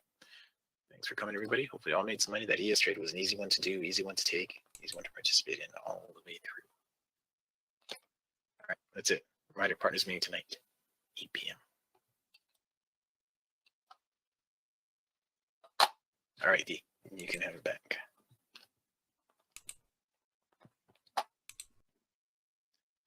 Okay, recap of the morning session. Today I took one trade in 1 minute to make $700. Good job. Thank you. Thank you. That'll put pep in your step.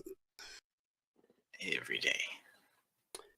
Okay, folks, it's that time of the day to announce our winner of the tweet of the day. Now, remember, 2 weeks ago, we decided that everybody deserves equal time. Not everybody believes the same way, spiritually, politically, in many ways. So, one winner of the day comes from the left side of the aisle, and the next day, the winner comes from the right side of the aisle, and today, the winner comes from the left side of the aisle. So today's winner is Chris D. Jackson. He says, I don't know about you, but I'm proud of our first family, and I'm pissed at the absolute slander they are going through for the sake of political gain and scoring clicks. Joe Biden has been in public life for 50 plus years. And prior to running for president, he was regarded as nothing but a good and decent family man, even by Republicans. Now he is suddenly the devil? I don't think so. The truth is, he is a good man. And the Biden family is a good family who has endured more pain than most of us can even imagine. At POTUS and at FLOTUS, for those who aren't Twitter literate, that's President of the United States and First Lady of the United States, have had our backs. Let's make sure we have theirs as these vicious attacks ramp up. Now, what would a tweet be without the freedom of speech for people to reply? Diana Hurd says Jill is cringing and white-knuckling the railing because Hunter is touching her. Hunter looks higher than a kite. Great first family. Ron, he was known as a plagiarist and a fraud. The whole family's trash. The Biden name is synonymous with corruption and will have an asterisk by his name for being a traitor. Lay off the gin. You make that statement with zero proof. Stupidity is a hard thing to overcome for people like you. That was funny. Say some more stupid stuff. A good and decent family man who turns his back on his 4-year-old granddaughter, or the good and decent family man who had to terminate his first presidential campaign because he was caught lying too much.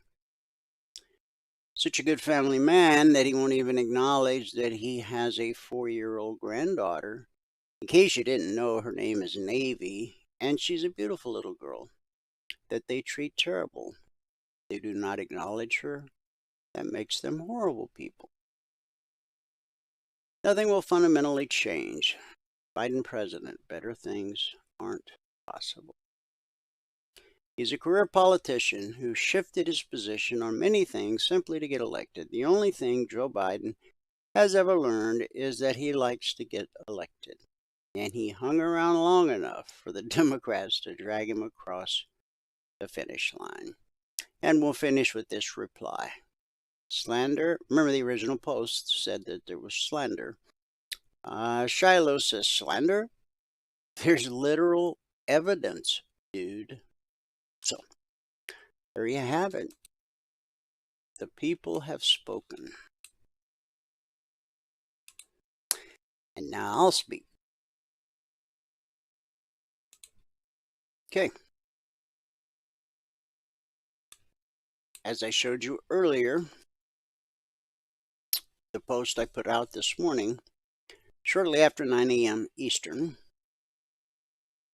price was about where it is now, but the post said, are we headed back to the BBC? We know price always reverts to the mean. 1, 2, 3, 4, 5, 6, 7, 8, 9, 10, 11, 12 times in a row. As price reverts to the mean, the pullback is held. If there were going to be a day where price actually traded through the BBC, it would not surprise me if that happened today or tomorrow. We got a pretty strong, like, quadruple top going on up here. Now, we did put in a slightly higher high. Okay, we had this high here. Okay. And now that high was 93.75. This high was 44.98. So I've compensated for that. But we've now had a retracement back to the BBC. So what am I going to do? I'm going to grab this. Grab this. And I'm going to move that to where it belongs, to the most recent pullback. Okay. So now we know that the 24% fib retracement is at 42.62. The 38% fib retracement is at 41.17. The 50% is at 39.99. And the 62% fib retracement is at 38.82. Now that's based off the October 13th low all the way to the June 30th high. Okay. Now the fib extensions, you take the most recent swing low, connect it to the most recent swing high, which would actually be this guy. This won't really change much, but just to keep it proper. Come on.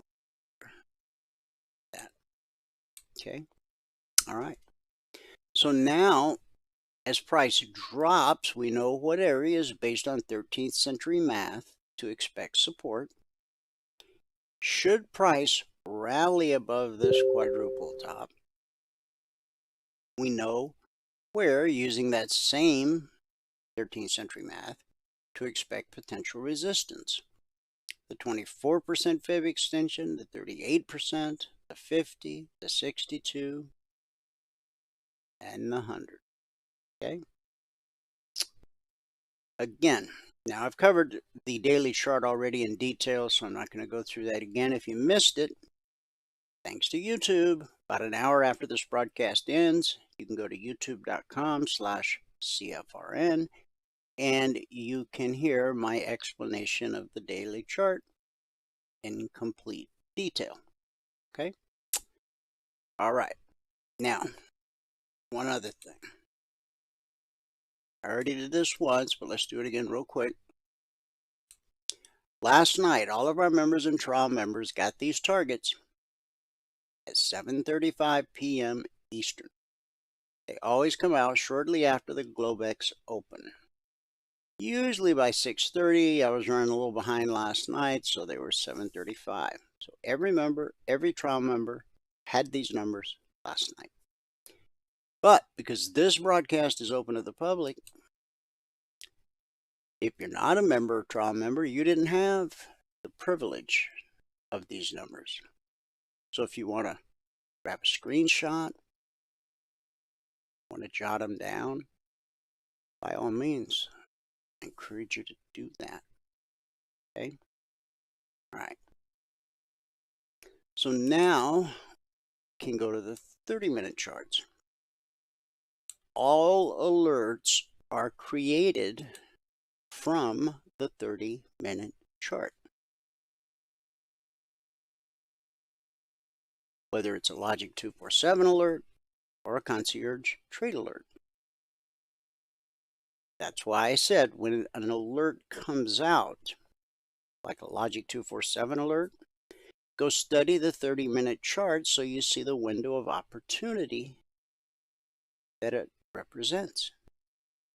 The more times you do that, you get the alert, go study the 30-minute chart, got plenty of time to get ready to take the trade if you want to take the trade.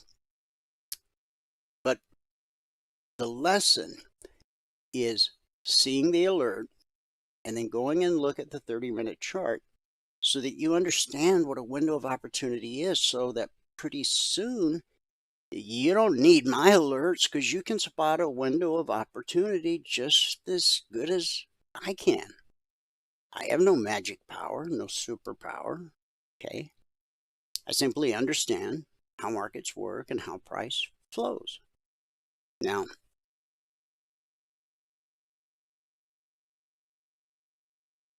could you just trade the alerts and make money? Yeah. But don't make that mistake. Because right now you have an opportunity to actually learn how to trade. That's the purpose of the Logic 247 alerts, to help you learn how to trade, and the concierge trade alerts as well. The vertical line on the chart, okay, that separates today Thursday from yesterday Wednesday. If we scroll back, we can see Tuesday and Monday. You get the idea. Monday, Tuesday, Wednesday, and now today Thursday. Okay. The market opened last night below the BBC. Now, what did I say earlier? I said if price is below the BBC, it's trying to get to the short target. Price is above the BBC, it's trying to get to the long target.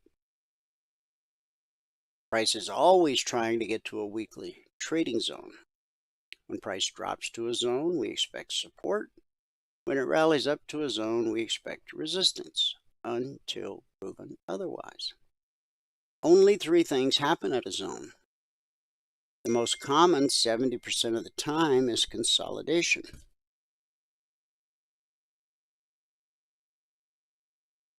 "20% of the time, rejection." I don't have a good example of rejection here. Scroll back, see if I spot one. Yeah, we'll come across one. And then 10% of the time, the slice. That's when a 30-minute candle slices through a zone like it's not even there. Now, the low of this candle was 72.25. The zone itself is 71/72. Well, coming out of the gate, we hit the target, and then we pull back to the VVC. And remember, the pullback holds more often than not, whether it's the 30-minute chart, daily chart, even a 5-minute chart.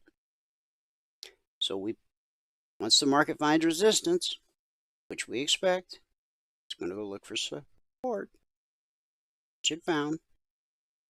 Now, this candle sliced through the zone like it wasn't even there. When that happens, price will typically retrace to the zone it sliced through and then continue in the direction of the slice. So here we spiked the zone, but by the time the 30-minute candle closed, we're back at the zone. And then we traded inside the zone a little bit. Then we continued our move down. This is so critical. See, on this move down, this is what I call the perfect stack. Price, step line, red and falling, BBC. Now, if you were in this short trade, once the step line crosses from the left side to the right side of red and falling, you should expect a pullback to the BBC. Price always reverts to the mean up here. Step line crossed, price pulled back to the BBC. And down we go. Step line crosses, pull back to the BBC. Now, when price pulls up to the BBC, we expect that to be good resistance until proven otherwise. Also, just as we expect the zone to be support when price drops to it, when price pulls up to it, we expect resistance. So this is what I call resistance times 2. There's 2 reasons for the market to stall out here. Doesn't mean it has to, but 2 good reasons for it to is 1, it's encountered a zone, and it's reverted to the mean, the BBC, bull, bear, cross. Bearish below it, bullish above it, bearish below it. Okay. Now, look at red and falling. It's become blue and climbing, and it's directly below price. Okay. So, if we find resistance here and price drops below the low of this 30-minute candle and the low of this 30-minute candle, we very well might drop all the way to blue and climbing, but you should expect that to be support. Now, the official name is the CFMA1, but I simply call it red and falling, blue and climbing. Red and falling, blue and climbing. I think it's pretty easy to see why. So we hit the target, yeah, a couple times. Certainly enough to get your goal for the day. This candle opened, this one candle opened at 44.80 and a half. And it drops to 44.76.75.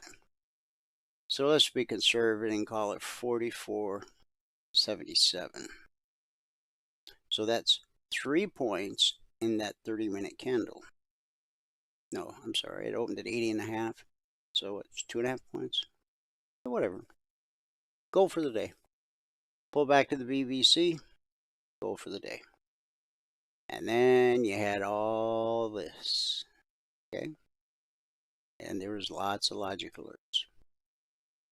At the beginning of the broadcast, I did the recap of the logic alerts, and we're sitting at exactly 20% of the alerts being stopped out this week.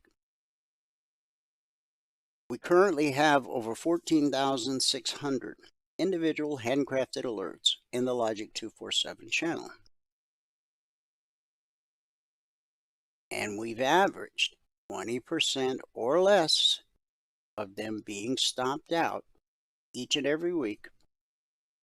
And we've been publishing the Logic 247 zones now for, oh, let's see what we did. I said it earlier, but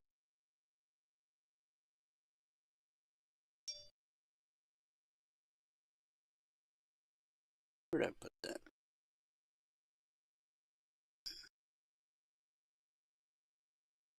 There we go. We're in week 257. Now the logic alerts and the concierge trade alerts are different, and I explained how they're different earlier in the broadcast, so if you missed it, you can watch it later. Since the markets opened Sunday night, we issued 40 alerts. 12 never triggered. Still waiting on 3.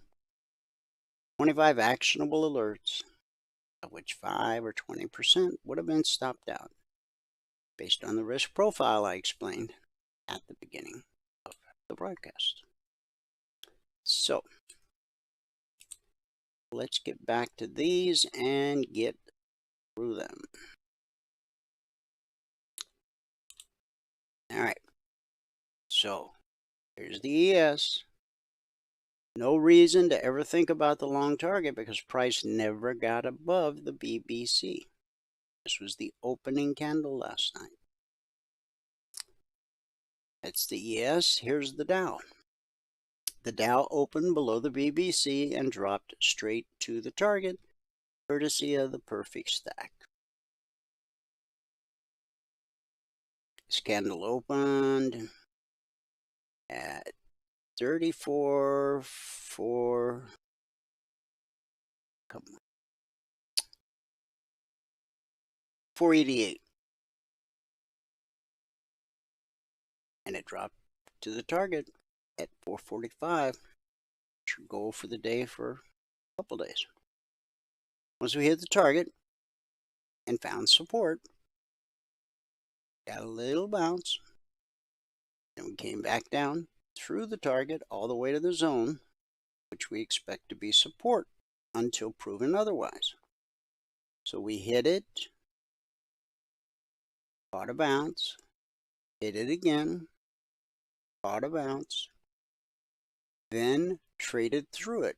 Now, this was a red candle all the way down, but by the time the 30-minute candle closed, price had pulled back to the zone. So then we caught another leg to the downside,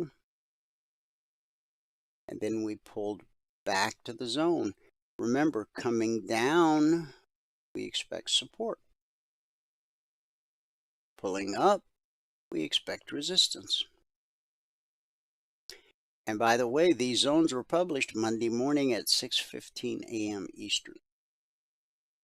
Published the zones since December 14th, 2009. Once you become a lifetime member, you will have lifetime access to the weekly trading zones. Even after you've mastered the strategy and how to read the indicators, and, you know, some days you may want to come hang out in the live training room just to, you know, because trading can be a lonely business. But more and more we have traders who pop in for 5-10 minutes, get their goal for the day, and they're gone. Okay? But once you become a passport holder, that's a lifetime membership with no recurring fees, no upsells, ever.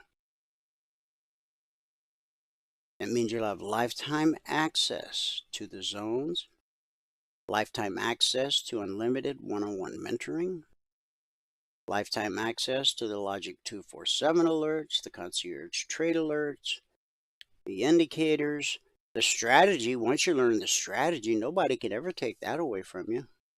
That's knowledge. So we provide you with the tools and the knowledge that you need to become a consistent trader. But what you do with them, that's up to you. If you follow the rules as they're laid out in the 24/20 blueprint, and as Michael teaches you 2 hours a day, every trading day, then the odds of you becoming a consistent trader is a high probability. Without someone to actually teach you how to do the job, the chance of your success is dismal. How dismal? According to Futures Magazine, 9 out of 10 new traders fail. Now, they didn't say why in that article, so I decided to figure out why. I mean, 90% washout rate, that's huge. Brain surgeons, 90%? Nope. Navy SEALs, 90% washout? Nope. Traders, 90, got to be the highest washout rate in the world. So I thought it would be some incredibly complicated, answer. Turns out it was just incredibly simple. They simply had no one to teach them how to do the job. Okay. Now, buying some indicators and a PDF off the internet, that's not having someone teach you how to trade. That's just a way to separate you from your money. We take our job very seriously. That's why we provide around-the-clock support, unlimited one-on-one mentoring. We will do everything in our power to help you succeed. However, if you fail to follow the rules, then we have no control over that. We're not going to come to your house and sit beside you and, make sure you click the mouse at the right time. We're going to teach you. We're going to show you over and over and over and over again. So that puts the ball in whose court? That would be your court. So the Dow just continued to drop. Got through this zone. Lowest weekly zones down here. Now what's price trying to do? Just like the ES, once that step line crossed, you had this perfect stack all the way down. Once that step line crossed, price, the highest probability is that price is going to pull back to the BBC. And so this area, resistance times 2. Let's say it hits the zone and spikes it, okay? Or if we go sideways a little bit, then the BBC will come down closer to the zone itself.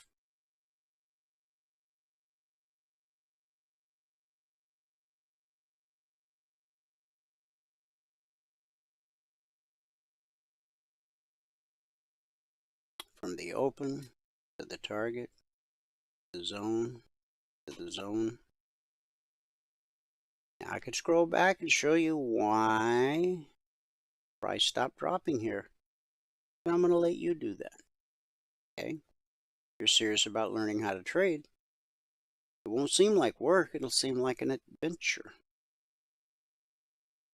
Russell fell hard. Here's the opening candle last night, and down we go. This candle opened at 84.7. Put in a low at 82.90. This candle right here, this one opened at 86.5. put in a low at 84.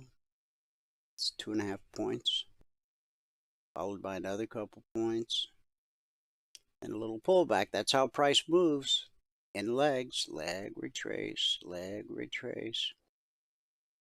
And here we go. And then we hit the zone, and 70% of the time, what happens at a zone? Price consolidates.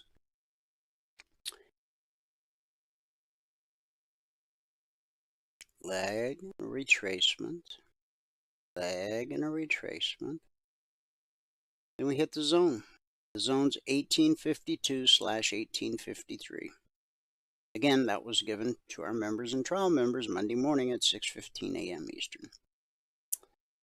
So the low of that candle is 52.60.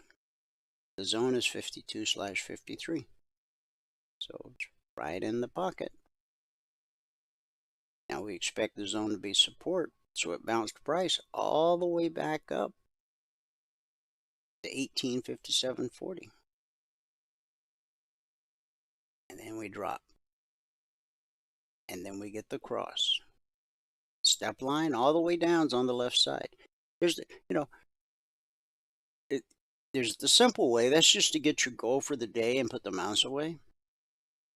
But for those of you that, want to try to knock it out of the park every day, when you have this perfect stack on a 30-minute chart, there's, I guess this is what you live for. And this tells you when the jig is up.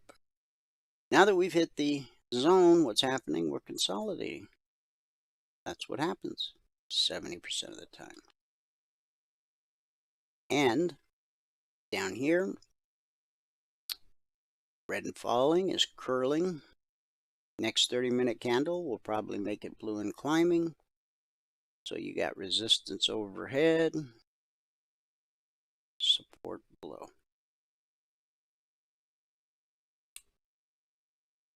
On the NQ, we opened above the BBC, but we had red and falling overhead. So you have to overcome red and falling before you can think about going long. We never did that. Never did. Then we get below the BBC. Now, this candle right here, pay close attention. See the bullish cross that led to that extended move? See, the market found resistance at the zone yesterday. And where did it find support yesterday? At the zone. First it found support. When the market finds support, it goes and looks for resistance. Now, again, as a passport holder, you've got access to this for life. I mean, when you have that kind of information, trading's not easy, but it sure can be simple. Okay, price gets below the BBC, got red and falling, and there we go to the target. And we drop to the zone, find support, bounce, come back to the zone, bounce up to the BBC. Price always reverts to the mean. The pullback holds more often than not. Down we go. And now blue and climbing. The step line crossed. And what happened once that step line crossed red and falling? Price did what it typically does. Pulled back to the BBC. And is the pullback holding? So far. Did it spike it? But are these candles still touching it? Yes. So the only way you can say that price has overcome is when you have a candle close above and a candle open above, and that didn't happen. So, high probability. Now price, this is an obstacle. Okay. Step line could become support. This swing low right here, that could become support. That puts us back at the zone in blue and climbing. That's support times 2. Crude oil. Here's where we opened last night.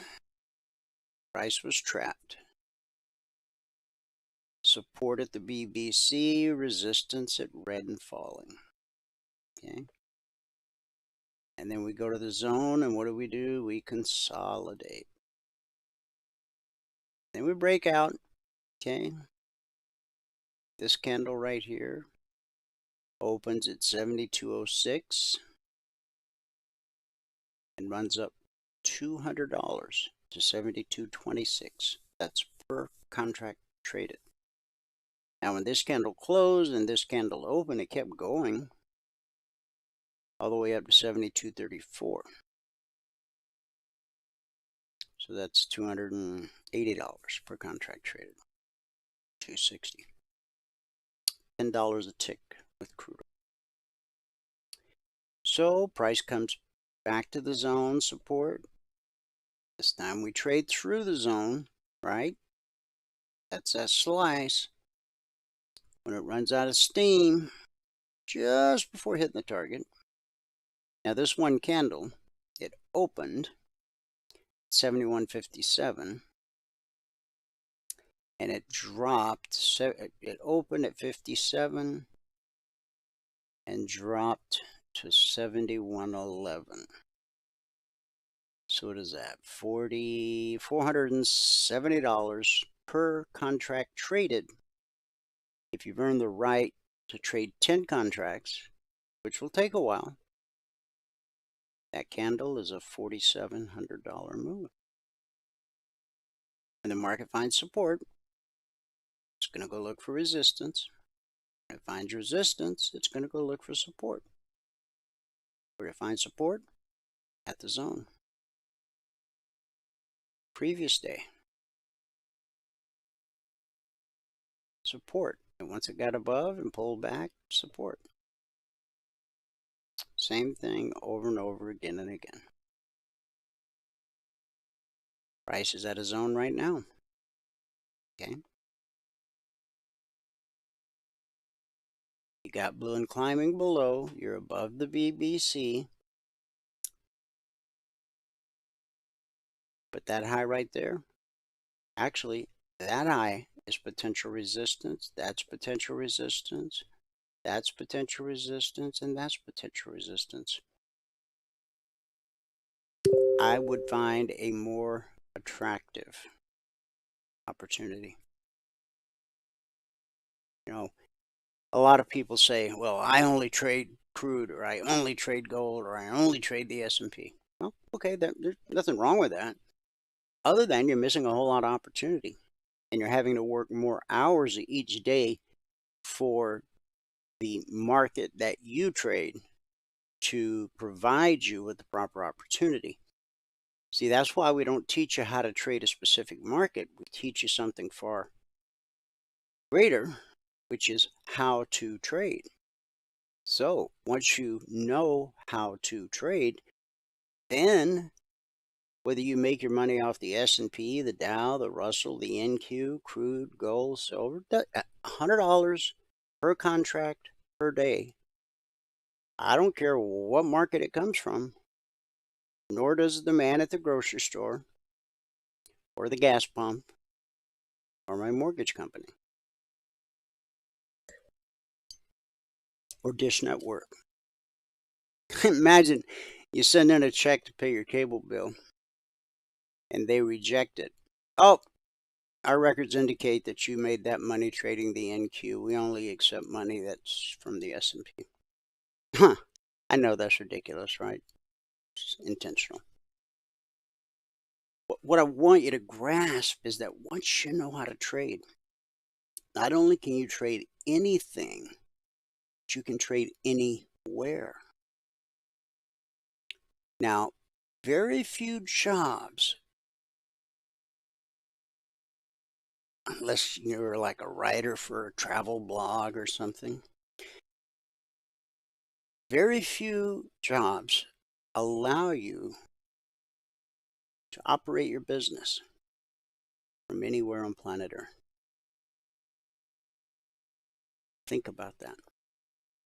Not only does trading give you the opportunity to earn an above average income, but once you understand the strategy and the indicators, and you know which way the wind's blowing for the day,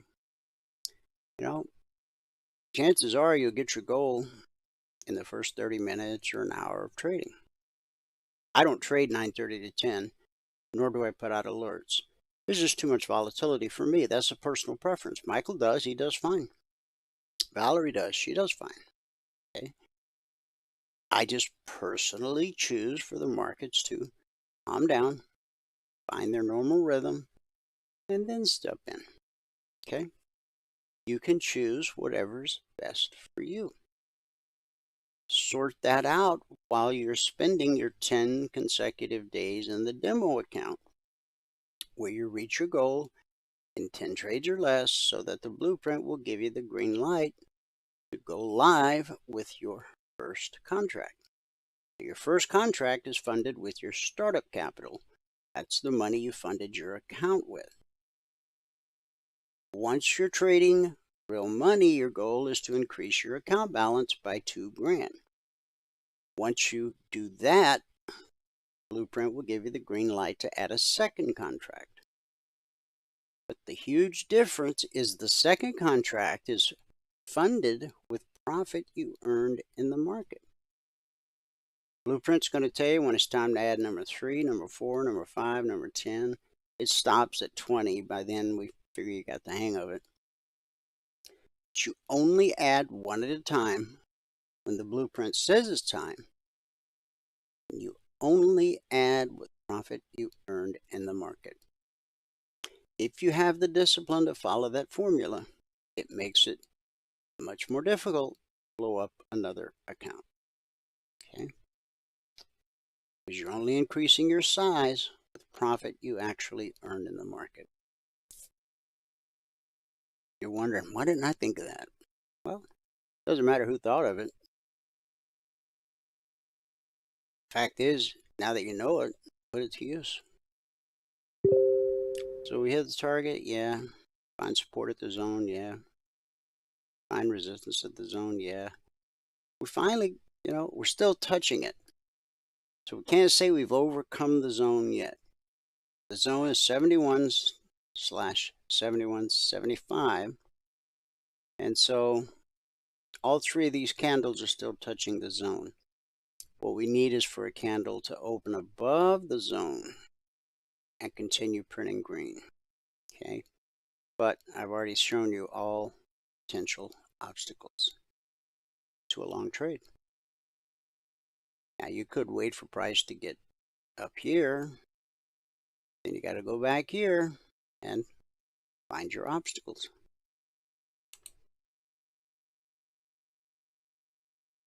And the definition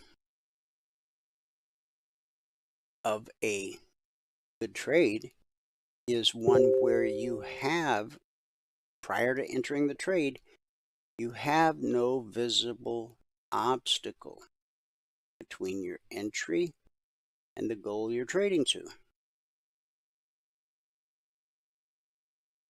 Market opens here, it's trapped between support and resistance. Finally breaks above. See, this candle opened and closed above the BVC.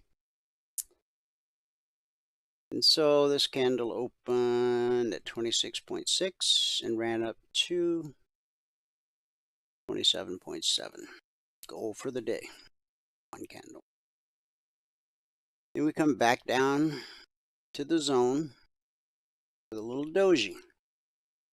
Now, not every reversal has a doji, but at many reversals, you will find a doji. Sometimes a doji is just a continuation signal. Other time, it signals a reversal.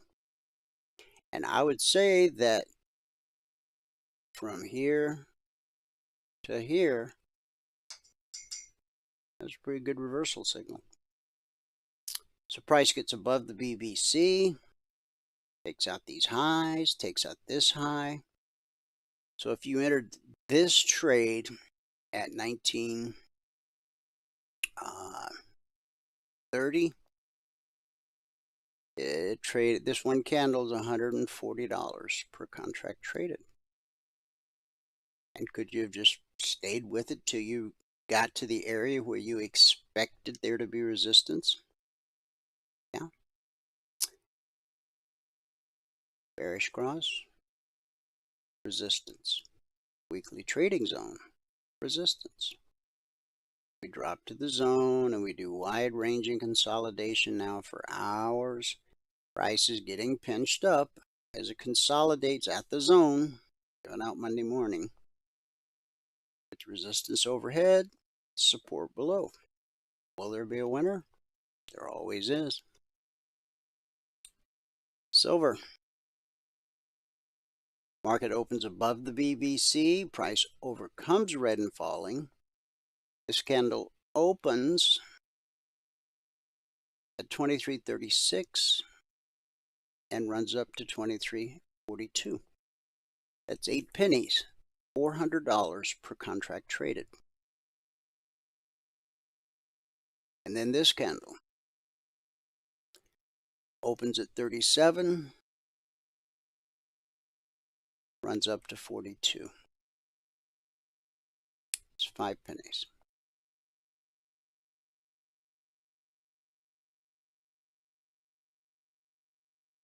$36 to $42.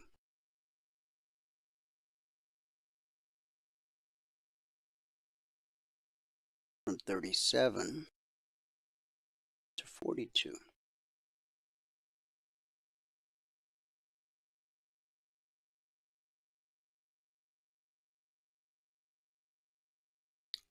And then we hit the target. We pull back to the BBC. We pull back to the zone. The zone holds as support.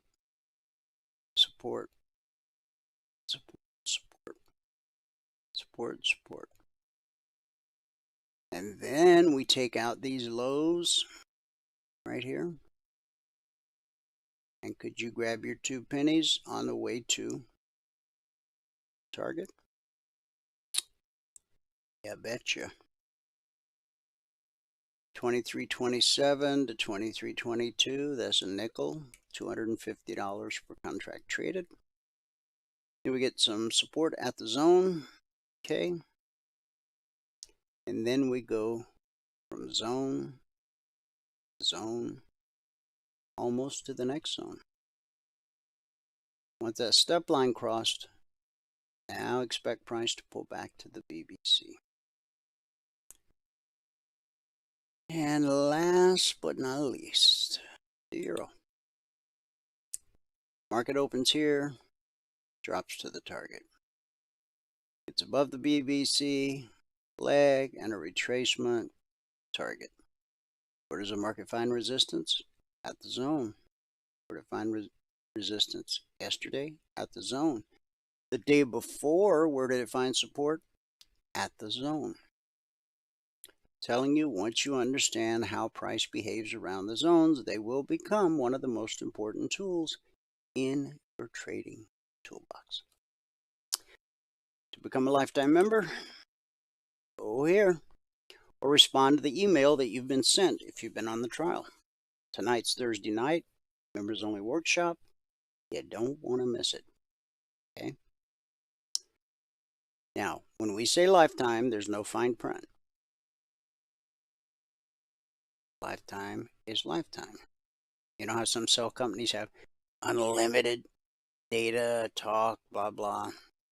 Fine print says, you know, until you exceed what they consider to be a normal amount. And then they slow your data speed down. We don't have any fine print. Pay once, member for life. We have people who've come back after being gone for years because they, you know, thought there was some shiny object caught their eye, so they chased that for a couple years, and when it, you know, didn't work out. See, our strategy and indicators are based upon the underlying principles upon which the markets operate. And that's never going to change. So they come back and they go, yeah, man, you know, I became a member years ago. You know, I want to get back in. What's it going to cost? Oh, here, let me check the records. Oh, wait, you were a passport holder. Nothing. Oh, you were a partner. Oh, well, you can come back in at the partner level and start paying the monthly fee. Or you can pay a few dollars and upgrade to passport status and never spend another dime. It's up to you. Okay? We do our best to serve you as best we can. That's our job. Okay. eminifutures.trading.com. You can get your passport there. You can click the link in the email you were sent. You can call Valerie at 949-42-EMINI or email support@cfrn.net. Our good word for the day yesterday was cock-a-doodle-doo. Well, today I have a question. Are you flourishing? And many people go, well, I'm surviving. God didn't create us to just survive. He created us to thrive. Psalm 103, Psalm chapter 100, verse 3. It is He who has made us, and not we ourselves. Do you need motivation today? Take a look at the palm tree. You can cut it, but you can't kill it. The minerals and nutrients most trees need to survive are found on the surface, just below the bark. So when you cut them, they die. But not the palm tree. Its life comes from within, so it flourishes even under attack. Listen, we have this treasure in earthen vessels. That's 2 Corinthians 4:7. How wonderful! Even though the earthen vessel without may be cut and wounded, the treasure within is secure beyond the enemy's reach. It will bend, but it won't break. Talking about palm trees, you've probably seen, you may have seen it in real life, or you've seen it on your weather channel. One of these tropical storm blows in, and these palm trees, they bend. I mean, they're tall, and they bend all the way over to the ground. And then when the wind lets up, well, they pop right back up. Tropical winds can blow most trees away, but not the palm tree. The stronger the wind, the further it bends, sometimes all the way to the ground. Yet when the storm ceases, it straightens up again and is actually stronger in the place where it bent. Now that's a powerful picture. We were made to bend, but not break. Colossians 1:11.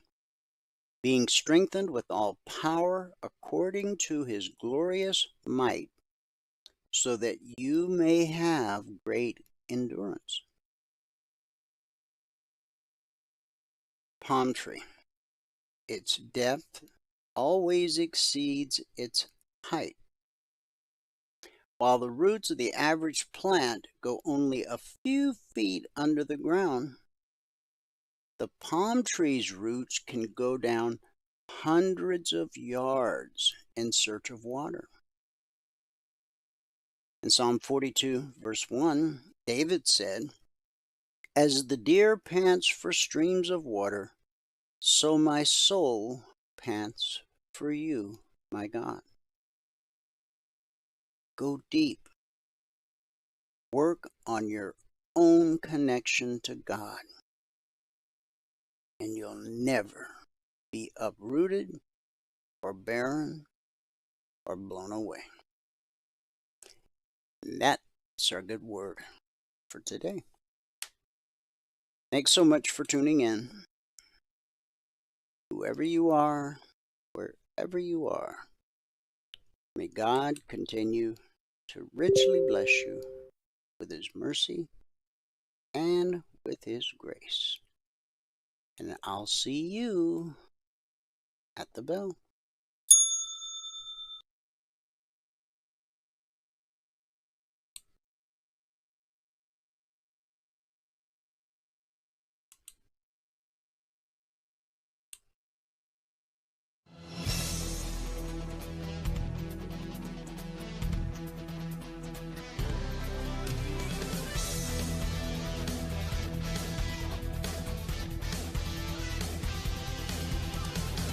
Remember this, there is no greater return on investment than to see a human life changed and given hope. As always, pray hard and trade safe. Any financial information discussed on this show is simply the opinion of our host, Dwayne Reeves, his co-hosts, and guests. To learn more about trading E-mini futures or to take a 1-week free trial in our live trading room, call 1-866-928-3310. 866-928-3310. Information discussed on this radio program should not be construed as a recommendation to buy or sell any security.